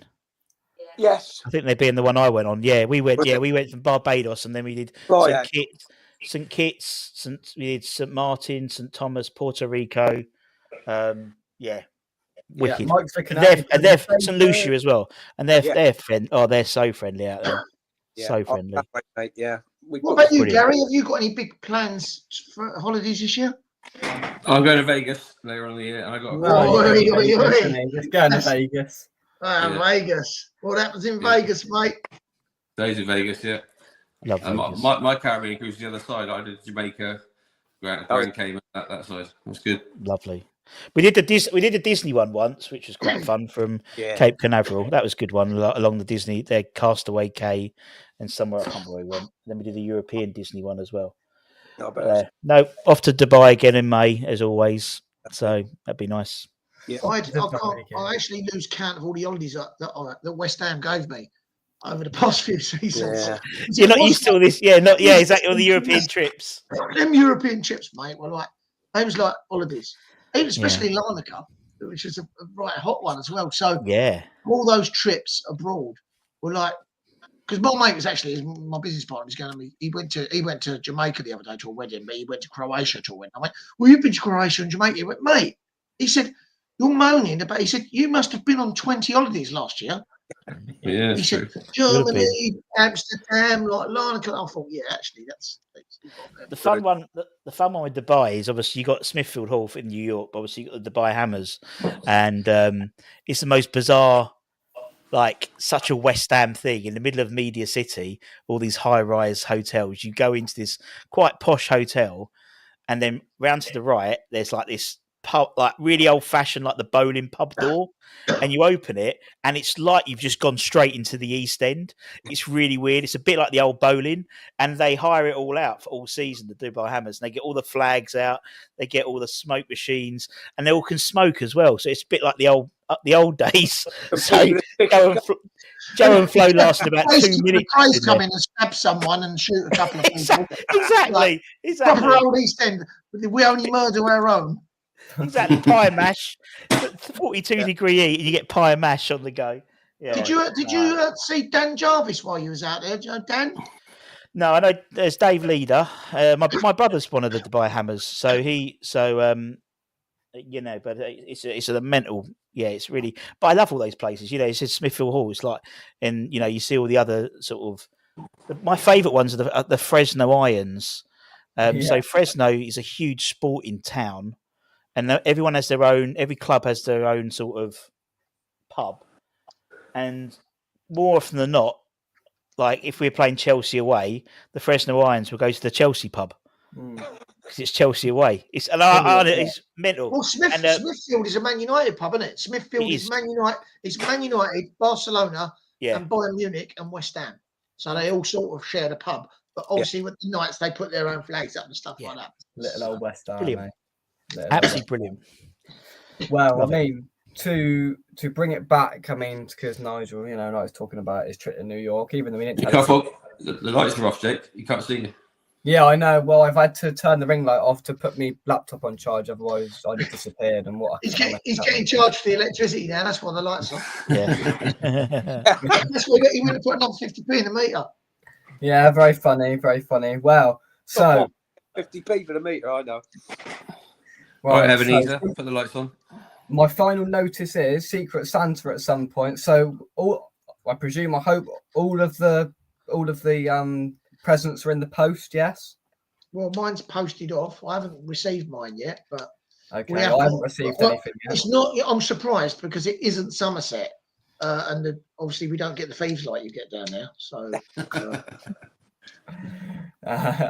so I presume somebody's received something from America, so they'll know who that is from. So, Mike, you've received something, haven't you? I got something, mate. Yeah. Gary, you've got something, haven't you? No.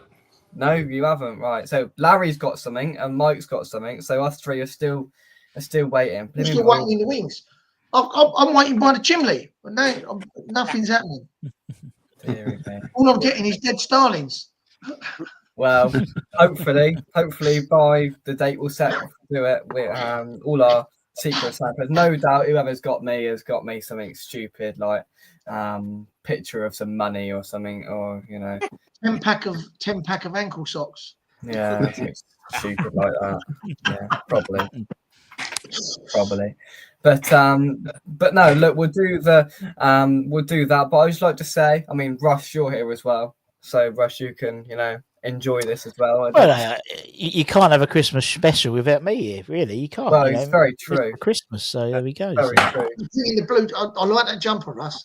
Well, do you know what? I think I moved away from Christmas jumpers in the house because it gets really hot, don't they? And so, and obviously, America, obviously you go to you go to Orlando, they're decent weather.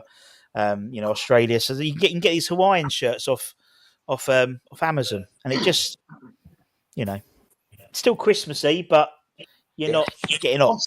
I've seen the old Hawaiian. I was in Larnaca and I saw Stephen Bowen on a standing on the edge of the pier in his Hawaiian shirt. I said, "Dave, it ain't Hawaii, mate."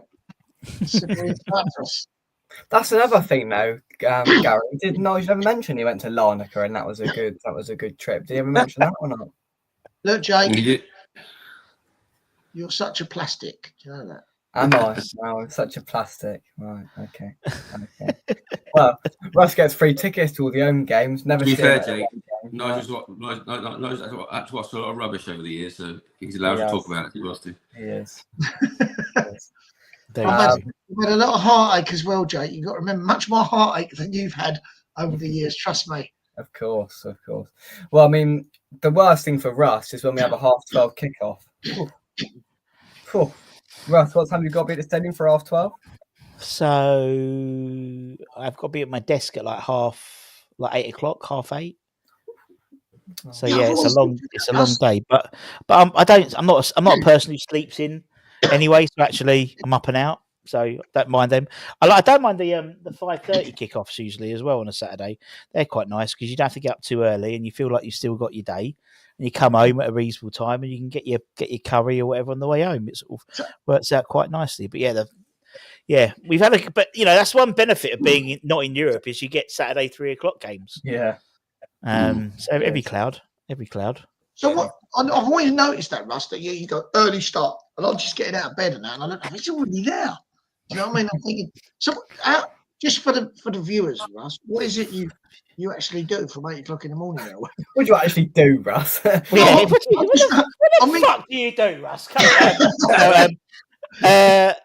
Well, no. So like if it's a 12:30 kickoff, I'll do the YouTube at 7:30 outside the game, outside the ground. So I do that for an hour or 40 minutes or whatever, doing like a live show as we always do for anyone who's not going to the game. And so, all the foreign fans, they feel like they've got a bit of atmosphere, although there's no fucker there apart from me. Well, yeah, there's and no then, one there apart from me. And then foreign fans, 25,000 of them that come every Saturday. And then we get there, we have to check because obviously, it's not our ground, is it? So we've got to make sure everything's working, and it's surprising how often it doesn't work. So because all the content on the screens and stuff, that's not, we don't send that out. That's beamed down from the company called ADI, and they're based in Preston. So it all comes down on fiber. So they got to check all that, got to check all the VAR, make sure that all works, the feedback in terms of the audio. So I know when things have gone to VAR before anyone else would do, because I've got to say to Martin, "Oh, watch out, this one's going to VAR or whatever." And then we check all the videos and make sure, because we upload a video content, and there's usually, I don't know, a band or a DJ or there's a quiz or all that crap. So we check that for about an hour and a half. And then we have an hour, and then we have a little break. So we go into the press room and I go and have my dinner, my lunch with, the ambassadors, like Brian Deere and Monks and that lot, which is quite fun. And then we open the gate, the doors open an hour and a half before kickoff. So yeah, that's like it really. But it goes quite quickly. So when are the Amorettes coming back then? Oh, do you know what? I used to like, because they used to come and they used to warm up in our box at the old ground. And I remember, about that when we go offline. Yeah. Warming up the Hammerex's box. What? What? No, so bio in their changing room, didn't you? Yeah, let's make sure the heating was all right. And I remember because I had an ex-girlfriend came to the game one day, and obviously all the Hammerettes are walking around like, she was like saying some real narky comments under her breath, and I was like, this ain't a good idea. But they were fun, and then obviously the slightly strange thing about the Hammerettes was they got bought. The company, the London Lights, they got bought out by Mohammed Al Fayed, and then became the Cravenettes. Jesus. No, they didn't. They did. Yeah, transferred out. Of all the people. And that went well for them. Of all the people. I hope they're all fat now. Well, they just went for their money.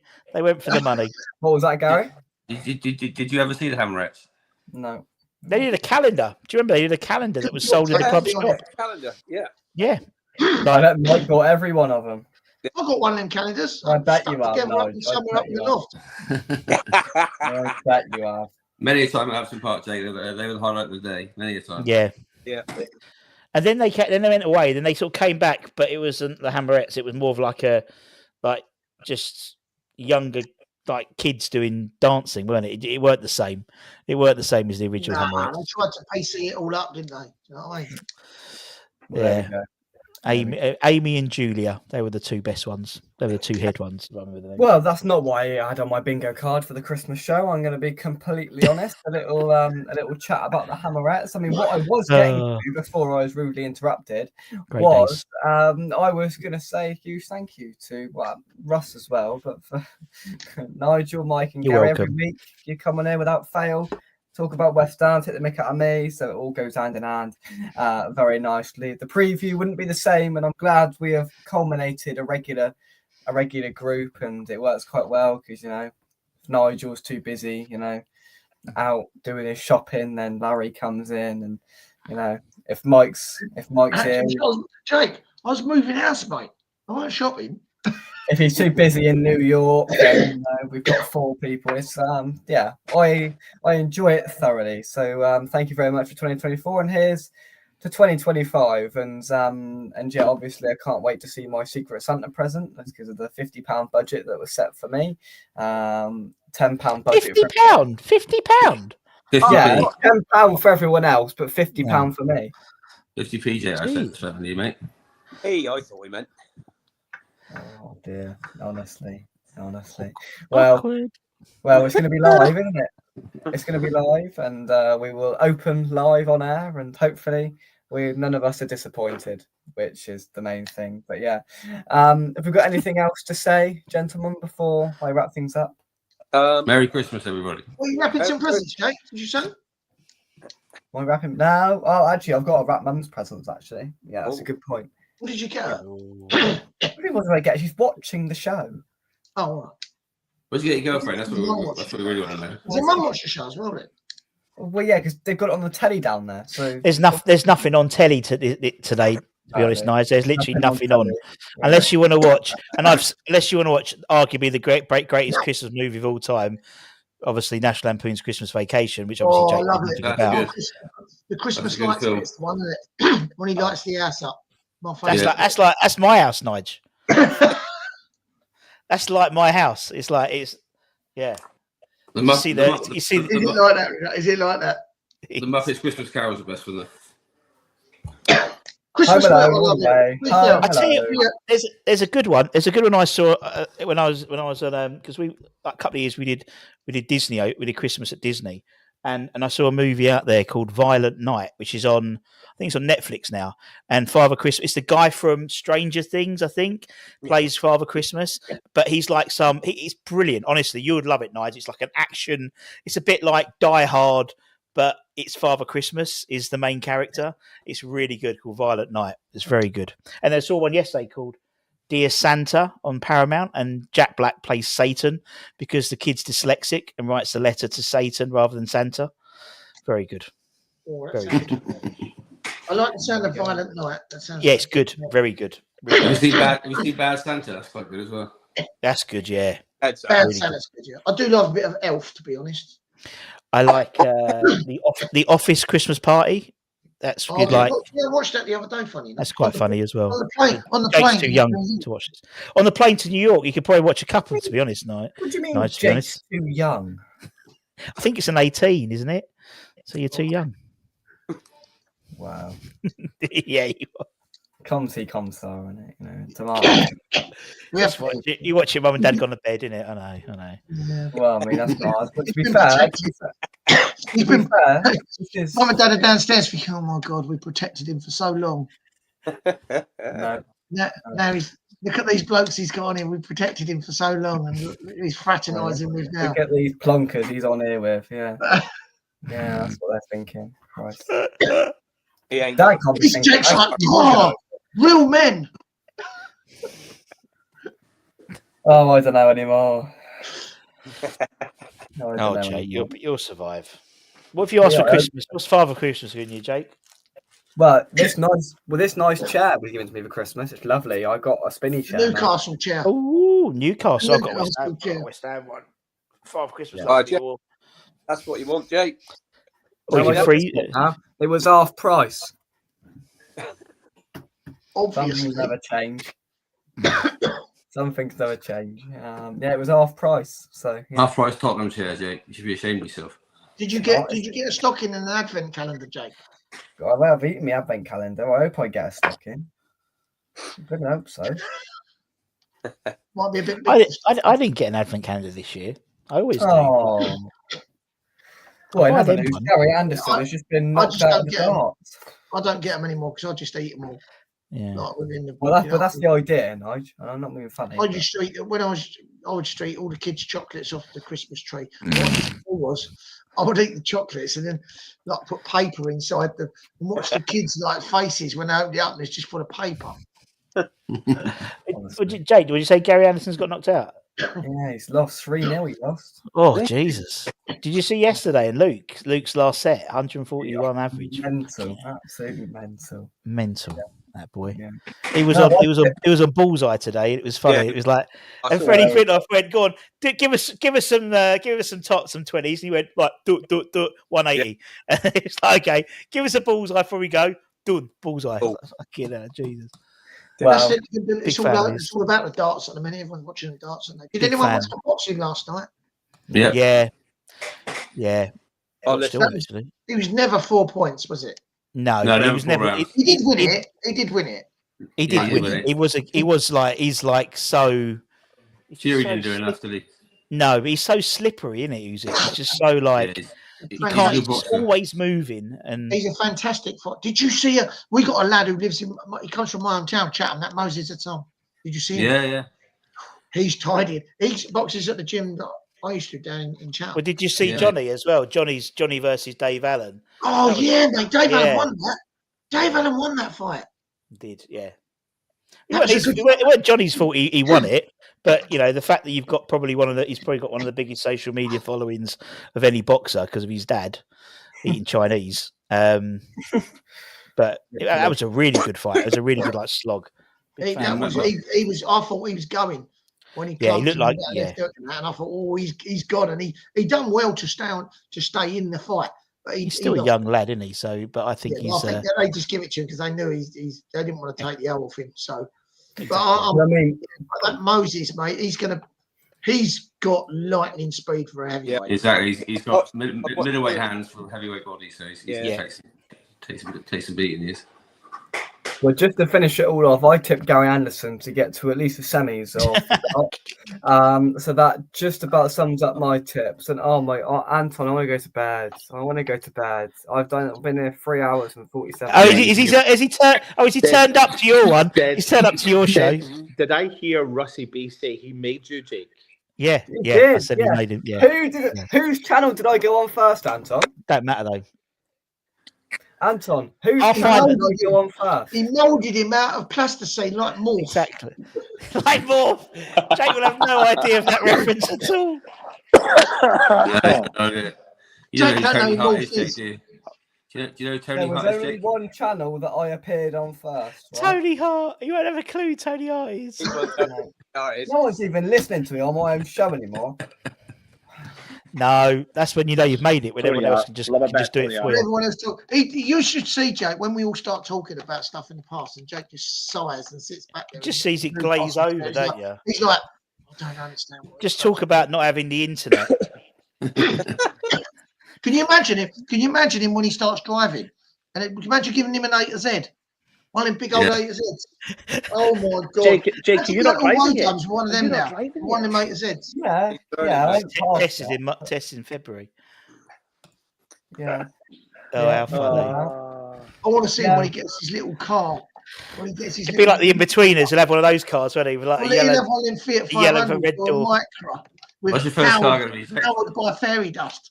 With Jake's YouTube channel, must be like a Ferrari, surely, Jake, or like a. He'll have one of them things. I've just had to pay StreamYard, it ain't.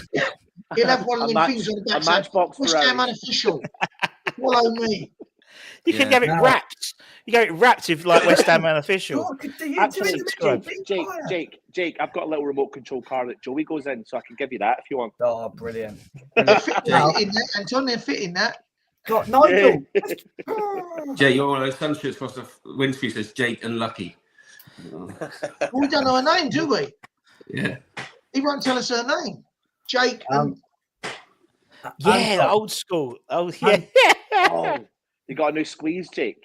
Yeah, yeah. Anton, Russ told me that you pay the bill for StreamYard, right? Yeah, he does. 330 quid it's gone up to now. I can't believe it. Yeah. You know. It's wild. Yeah. It's all And they all wild. call me tight, right? All on here, they call me you tight. haven't mentioned it about 10 times. I've just Yeah, you had to have. say Yes. You know, you're going about nice mentioning New York, Jake. You've mentioned StreamYard a lot more. Yeah, he is well, on the StreamYard. He has it got a was a thing big about it, bill. hasn't he? Big He's bill. like, the corporate giants of StreamYard. Well, that's Jake. Exactly, Jake, they're going to be Jake, Jake, you're like one of the biggest channels out. They should be able to afford it, mate. Yeah, it should be. Yeah. I wish. Yeah, I mean, people see them boys have got it hard. Russ and Anton, because people don't feel sorry for them. No, we've all got like kids and mortgages and car payments to pay. Russ is raging though because I've not been doing a lot of content for him recently. Just don't tell me now. Just don't tell me. Anton, I've been starring on Lost. Yeah, I've been gone, mate. Yeah. It's been like the Scottish version of Castaway with Anton for the last couple of days, stuck on the island. Right, let's do a bit of analysis, shall we? Right, West Ham. Let's see who's been pulling their weight and who hasn't, shall we? Right, West Ham Network. Here we go. It'll be like this. Hi everyone, my name's Russ. Hi everyone, my name's Russ. Hi everyone, my name's Russ. Right, there's Russ. Russ here from Right, the there's Russ. Yeah, that one's Russ. Blimey. I mean, look at this. Right, this. I used to float my boat with this, but I'm going to put this up on the screen now. Right, Russ, did you chuckle to yourself when you made this? Give me a second. When you saved that out of Canva, did you chuckle to yourself? He chuckles to himself with every thumbnail he makes. Oh, I love it. Yeah, I always make myself. Yeah, I chuckle. I love doing the old. Where else you got? There's one I did for Budgie, like where it was. Where was it? One of his Father Christmas. Oh, I am so there he is. Look, I am so confused. Look at that. To be fair, Russ done that thumbnail. Yeah, I did that. And also, it's also one of the worst. It's also one of the worst pieces of content ever because we've got work done in the house, and all you can hear is banging in the background. Yeah, literally, poor Anton. He's had he's got so much. It's all the bloody house at the moment, and so someone like went, "Oh, is he having some work done? Is he having some work done?" I can't get my head around like the hand. And what's the? Well, I never chose that. I never chose that picture. He's confused. You know. Right, let's see what else we can find there. Oh, no. Where's the live? He goes to the lives. I did a really good one for Budgie, as which I was quite pleased about. Look, Julian Teggy. I said, look, 'twas the game before Christmas. Look, that's a brilliant. No, yeah, that's right. At the top, where is it? Oh, that there one. It is. Yeah, look at that. Not, but 'twas the game before Christmas. Very good. There he is. Look, loving life. Yeah, that's him at the under-23s game there. Let's see. Yeah, doing a game show, gave away loads of prizes. We give away loads of stuff for the West Ham Network. Yeah, we can't afford that. Here. Is that your that match day one? Is that your what's his name? Yeah. I got Len to do a couple of versions for me, and he's got on with a mic, which is quite nice. Have you got one of them, Jake? Yeah, it's up there. We've all got them. Yeah. Good stuff. Good stuff. Someone said, do you know what? When I got mine done, someone put a comment on there and said I look like Ian Huntley. I was like, oh, thanks very much. How harsh is that? How harsh is that? I know. Jake, I've got a question for you, Jake. Jake, what's top of your Santa list, mate? 3 points on Boxing Day. Oh yeah, we can't lose that one. We can't but, lose that one. Well, it's the first game in charge for their new boss, isn't it? So it's always us. Timing. It's always us, isn't it? I mean, look at. He was watching today, wasn't he? Yeah, but the first game in charge will be the Boxing Day game, same as Rude. Like the game before us, he was in the stands, and then obviously he, and I mean Leicester have been shit since they played us. Yeah, they haven't they? No, but that's because we just went. There you go. Just have those points. When you watched the game, mate, I mean, how can you get so many attempts on goal and not actually score? Yeah. I thought they're the worst team we played this year. I completely agree. 100%. Yeah. They looked so bad. They And did I can't believe they won that. Fucking We wild. was like that against Arsenal, though, weren't we? Do you remember when we won at Arsenal 2-0? And Yeah, they got 51 touches in our box or something, and then we just got the 2, and then we missed a penalty at the end. But that was the same sort of game, wasn't it? It was so much better. It was so bad. Like we were passing the ball to Leicester, and they were still struggling to score a goal. I know, it was painful. Right, I'm going to try. Right, let's. There we go. Science. It's golden. Right, it's past my bedtime. I've got to get up early tomorrow. Right, so. For what? You're at school, aren't you now? Well, I've got other commitments tomorrow. So. What? Who? Where? Go and see your girlfriend. Hey. Shut up, Jakey, what's her name now? What's her name now? As if I go on like a blooming merry-go-round. Is Mum and Dad watching? Yeah. Yeah. They've been watching for 3 hours and 9 minutes. They're dropping him round her house, and he goes, "Dad, park down the road. Don't park right outside. Park down there." And then he bowls up like Conor McGregor. Right, right, I've just got an Uber. I've just got an Uber. No, well, I've got to get the train. See, it's quite far. Train? Which is shut up, Dad. Don't say that. It's somewhere. It's actually somewhere near Ayrshire, I think. But no, it's not. You big donut. No, she lives down in Meaty, doesn't she? You ain't coming up here, mate, because the weather's awful. Is So it? she lives down my way, does she, Jake? Yeah, maybe. Potentially. Yeah. Mike was down there today. He went, "Oh, I was down there." We still don't know nothing about her. No. What's her name, Jake? Tell us her name. No. Let's see what she says. Is it human or animal? I don't want the other 20 people to know either. There you go. Are you snapping her? All right, Anton, you get with the kids, mate. You Get you down with the kids. Is she a hammer, Jake? She is soon to become a hammer. What is she? Man United or something? What is she? Man United, yeah. But that's changing. But that could be anywhere, isn't it? That could be anywhere outside of Manchester. Well, that could be Cornwall. That could be that's London. If she supports Manchester, she's from London. No, it's not London. It's the other way. She's from Cornwall. It's not Cornwall either. No. She's a Sky season ticket holder. No, you're still not. Is that our Christmas present, Jake? You're going to find out who she is. Are you going to reveal her for Christmas? That'd be a great video. Would it? You should get her on the show. No, actually here. No, that's not happening. You've got to be getting her on the show with the lads. Yeah, you have. Right, let's ask her that. Do you want to be on the show? Yeah. Be on the show. We want her on. We want to meet her. To be fair, Jake, I'll tell you that. And the rest of us. Yeah, bring her to a game, Jake. You know He you won't want do that. It costs money. No, she'd probably have to pay. Bring it next home game, Jake. Liverpool, nice and easy. No, I've got a bag of presents down there ready for tomorrow. I can help you out, Jake, because I've actually got a mate who's got 2 Man United season tickets, never uses them. Really? No free, Stretford end. He never uses them. There's that Premier Inn opposite Old Trafford's not bad as well. Oh, I know the one. Yeah, that's a cheap one. That is because you don't have to spend money at hotel football.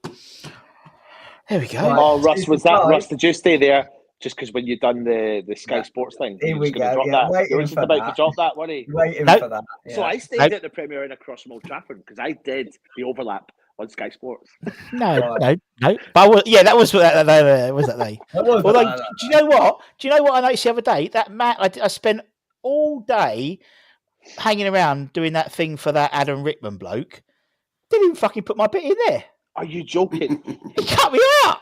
I'm literally at the end. I like the bit I did. They just had the camera on him eating like the roll mops or whatever, and I was like, I'm going to send her a horrible DM in a minute. So I've got an update. She said that she doesn't want to come on because she hasn't got enough ball knowledge for that. I mean, we need to really watch what we're talking Listen, about. there's some things I can't say Nigel, online. I know what you're thinking. I don't. Yeah, Nigel. I could say something about lack Just of ball Nigel. knowledge, but I'm not. Football knowledge, gents. Football knowledge. Didn't say that. You don't have to have all knowledge. She's got. I mean, look at you. You've got a channel. Yeah, you've done well for yourself, and so she's now asking, what do they want to talk about then? How? Life in general, Jake. And Yeah. what's it like to be a West Ham fan? Jake's generosity. Jake's generosity. Well, that will last 5 minutes. She could just come on and talk about what she would like Exactly. to talk about. We'll be very nice to her, Jake. We're very generous. Very We gentle with her. feel sorry for her already. Yeah. We do. We want to test her eyesight. Yeah, come on, she'd have a Labrador sitting beside her. She'd come on and she'd go, this is Dougal, my Labrador. Yeah, this is my blind dog. Service dog. Oh, bless. Poor girl. Definitely not coming on now. Oh, Jakey boy. Oh, Jakey Jake. boy, I'll stick up for you, mate. Well done. Well done for getting Thanks, Anton. Cheers, mate. Well done for getting a girlfriend. Yeah, we didn't think you had it in you, Jake. Well done. Jay, you're all jealous because we're all married men and tied down. And Yeah, exactly. Yeah. dream of having girlfriends. We all had girlfriends once, Jake. So I said, do you want to come on soon then? She sent me about 2 laughing emojis. No. So Let's know them. Once she's been on the show, she'll want to come on every review show. Trust me. Every preview show. Well, it'll be 6 of us then. That'll be fine, mate. Jakey, have you actually met her? Is she real? Are you talking to AI? Yeah, it'd be like, well, I talk to her on WhatsApp all the time, but she said her video's broken on the phone. Yeah, and but then she wants You're me not to love send, that. but then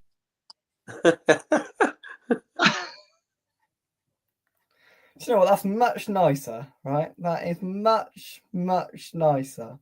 I never thought it could get so bad, right? 3 hours and 15 minutes, and I sat here having to listen to this, right? What has it come to? What has it come to? Right, I'm going to let you all back in the condition that you're nice to me. Anton, right? You said you were going to be nice, and then said, is she made up, right? That's a sackable offence before we start. Okay, right. You've had your telling off. Right. Mr. Moon has left the building. Mr. Brian Moon, that's the bomb threat. Mr. Brian Moon has left the The building. thing is, you do hear about it though, Jake. You do. You see that program, Love Rap, where people get duped and they're like, and someone starts messaging them, right? And they always say, "Oh yeah, my video camera's broke on the phone, so I can't WhatsApp you." And yeah, it ends up that they come from like Nairobi or something. And It's true. You know, he's like, "Oh Jake, can you say I've run out of makeup again? Could you send me another £300?" That's his OnlyFans account No, I now. can't send you £300 because I've just paid my live streaming, my StreamYard. Yeah, got no money. Yeah. I just spent StreamYard. Well, my parents have met her, and I'm sure they can confirm that she is wholesomely real. Wholesomely real. We like the sound of that, Russ, don't we? That wholesome thing. That's wholesome. Honestly. Right. I mean, she's got a good family, I think, Russ. That one. Yeah. Right, so she said Nigel's right. Some boy killed himself because his AI girlfriend encouraged it. Don't fall into that lifestyle. Exactly, Jake. Don't go killing yourself, mate. That's a bit deep, that, Jake. That's very deep. Keep it light. Yeah, keep it light. It's Christmas. That's what she said, not me. It's Christmas. Jesus, keep it light. Oh dear. Hang on, man. Well, thank you very much, gents. No, thank you. Pleasure's all yours. Is it? Oh, I can imagine it is. Yeah. Yeah, right. No, in all seriousness, I know you all, are remotely joking. Nigel isn't, but I know you're all remotely joking, and yeah, thank you very much indeed, everyone. Right, can we wrap this up now? Because I've been doing this too long. Get your head down, Jake. Yeah. Busy night. Early Yeah, I know that's my ticket for Southampton, Nigel. I'll buy you a pint, all right? Of water. It's good you're allowed out, Jake. I'm not. Yeah, well, see, Gary's not allowed, right? Gary's under the No. thumb. He's not allowed to go to Boxing Day. Like I'm another not. certain person on this show, hey, am I right? Well, that didn't go down very well, did it? We don't know who it was. Huh? It's because we don't know who it is. I don't know, I've lost the plot. Anton, what would happen if you said that you're going to football on Boxing Day? In the current state of my house, which if I was to turn my camera around and I left, it would just not be worth my life. I'm watching the games. I'm struggling to put content out about the games. That's the level I'm at. But I'm watching all of the games. Yeah. Russ knows. I'm going to football Boxing Day. Nigel, I need more than that, mate. So do I. So do I. I bought a ticket for her. and then gave the ticket away. To me, like the very next day, to the ticket away. I couldn't get. I forgot, didn't I? And I could only get one for Bournemouth, and yeah, I had to go on my own. Oh, go down damn it! Right, let me go. Well, if anybody has watched this the whole way through, I think Peter's pretty much watched it the whole way through, which is pretty commendable. I don't know why. Well done, Peter. Well done, Peter. He's been we salute you. Marathon man. Well, is it safe for us? Yeah, all safe. Well, earlier on, we had some really nice guests on. We had Ian and Tracy on, talking about some really nice things, and then it all evaporated. Anton needs to go because he's being told. No. I've got a quick one for you. Have you? Everyone should put in a request for a song for the next home game for Russ to play at halftime. Before we go. It's funny. I got like. Sorry, Russ, but I'm taking. No, it's all right. It's all right. My floor manager, she went to me because she went, "Oh, I thought we'd be playing like halfway, like about 20 minutes into the pre-match." She went, "Oh, I thought you'd just be like playing Christmas songs, like Russ. I know you know." I said, "Well, I played like a couple of like normal songs and a Christmas." And I said, "Okay, well that's it. Fuck it. For the rest of the night, that's all I played was Christmas songs all the rest of the day. Some really obscure ones as well." Let's agree on a song, right? And no doubt it's be taking the mick out of me, right? Let's agree on a song, shall we? Money for Nothing. There we go. Jake sorted. That's a good one, mate. Money for Nothing. Jake's got no nothing because he's paid all the money for StreamYard, so that's why. Exactly. Yeah. Topical. Money. Yeah. Yeah, I'll play that. I play money just for Jake. For a Liverpool game. Well, it's ironic because we play Liverpool and obviously they're all unemployed, haven't they? And they're only one. Exactly. Rusty B. It's a song. They've got no roof on their house. Yeah. Anton, listen to this. Russ wouldn't say that on the West Ham network when Sky the Overlap are watching, right? When I have. We've got some good Liverpool fans on who are friends of the channel. And to be fair to Russ, he's very critical. I'm very critical. You do get a few fans on though, other fans, Jake, on your chat. You've had that fella from Leicester, didn't you? Yeah. With the Leicester, when you had the Villa guy. The old guy. Yeah. Whatever his name is, can't remember his guy's name. The one that lives in Tenerife. No, that's he's a Man United fan. Tenerife one's south. It's Howe, isn't it? He's not Tenerife. He's from just outside Larnaca, isn't he? Who's the Tenerife one? Did I tell you I've been to Larnaca, Russ? Oh, you went to Larnaca. I heard that. I think someone mentioned that in brief passing that you went to, and you was in New York last week as well. That's right, I believe. Right, we need to go because we've got 5%, and I've got to get my head down. So got to be up at 6 o'clock. Got to get out tomorrow. Well, quickly then, go for your song. Go on. Let's choose a song. One song. Yeah, money, mate. Yeah. In a rich Money's too hard to mention. I wonder how the owners will take that. Money. That'd be right. They won't care. Sullivan won't be there. It's almost January anyway. Yeah. Exactly. Money's too tight to mention, Jake. Money's too tight. Yeah. Oh yeah, mate. Is that a song? Yeah. Simply Red. Simply Red. Money's too tight to mention. Money's too tight to mention. I'm talking about money. So that was a really. I went to see that. I remember that was probably the last decent gig I saw was Simply Red at the O2. They were really good. I thought you There you go, really Jake, you're enjoyed Taylor Swift, Russ. I went to see the What's that? Stylistics a little while ago. They were good. Rushy, I thought you told me you loved Taylor Swift, mate. No, these are proper. It was a good. Yeah, it was all right. It was all right. Summertime Ball was all right. Nile Rodgers and Win- the Chic no. Band. Niall Rodgers and the Chic Band. That was good, yeah. Although I saw that Sam Fender's playing at the London Stadium in the summer. That's going to be a good gig. That'd be a really good gig. He cancelled Glasgow last week. Oh, did he? Oh, Oh, yeah, well, yeah. I He's no problem, to didn't see he? one of her people the other day called Self-Esteem. He said, She said she's at the Apollo Eventim, and when I got there, it was like an LGBT thing. But it was Not your thing. you could look at Mum's stuff. You fit straight in. It was a. Boy, I'll tell you about when I see you. Oh, I love it. Brilliant. Yeah, Love Bill. it. He's in there.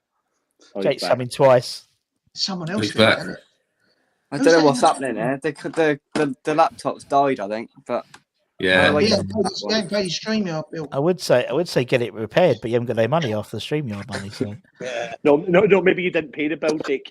I just paid £300 for a whole year for this service.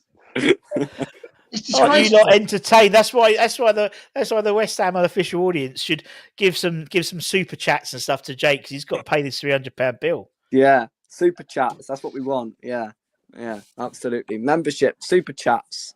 Yeah, Super chats. absolutely. Yeah. Right, we can wrap it up there because I'm going to bed. Thank you very much indeed for watching. Drop a like on the video, subscribe to West Ham Unofficial. Nigel, Mike, Anton, Russ, Gary, thank you very much indeed. Everybody who's joined me tonight. If I've got an ounce of self-esteem left after that, then it's a flipping miracle, to be quite frank. But thank you very much, folks. Merry Christmas, everybody. Merry Christmas. I'll see you on Boxing Day, Jack. Brilliant. With my ticket. Yeah, as if I haven't sold it before then. Depends who offers me more money for it. Brilliant. 3 hours, 25 minutes, and I am done. Thanks, guys, as always. Merry Christmas. Merry and we will Christmas. see you soon. Merry Christmas, Christmas everybody. Eve. Are we doing a preview? Nigel, Mike, Gary, Christmas Eve. Southampton. I'll have to check with the boss. Yeah, do you know what? I probably will be about Christmas Eve, but I That's might have had a good. couple of drinks. Oh, all right. I'll be Right. in Hackney Wick. Could be In well Hackney Wick. potentially that. There we go. Right, I'm I'll see you up on for that, Christmas Eve. Anton and Rush, you can go back to the dark side now over there. So, yeah. Merry Christmas. Merry Christmas. Merry Christmas. Ciao, ciao. Feliz Navidad.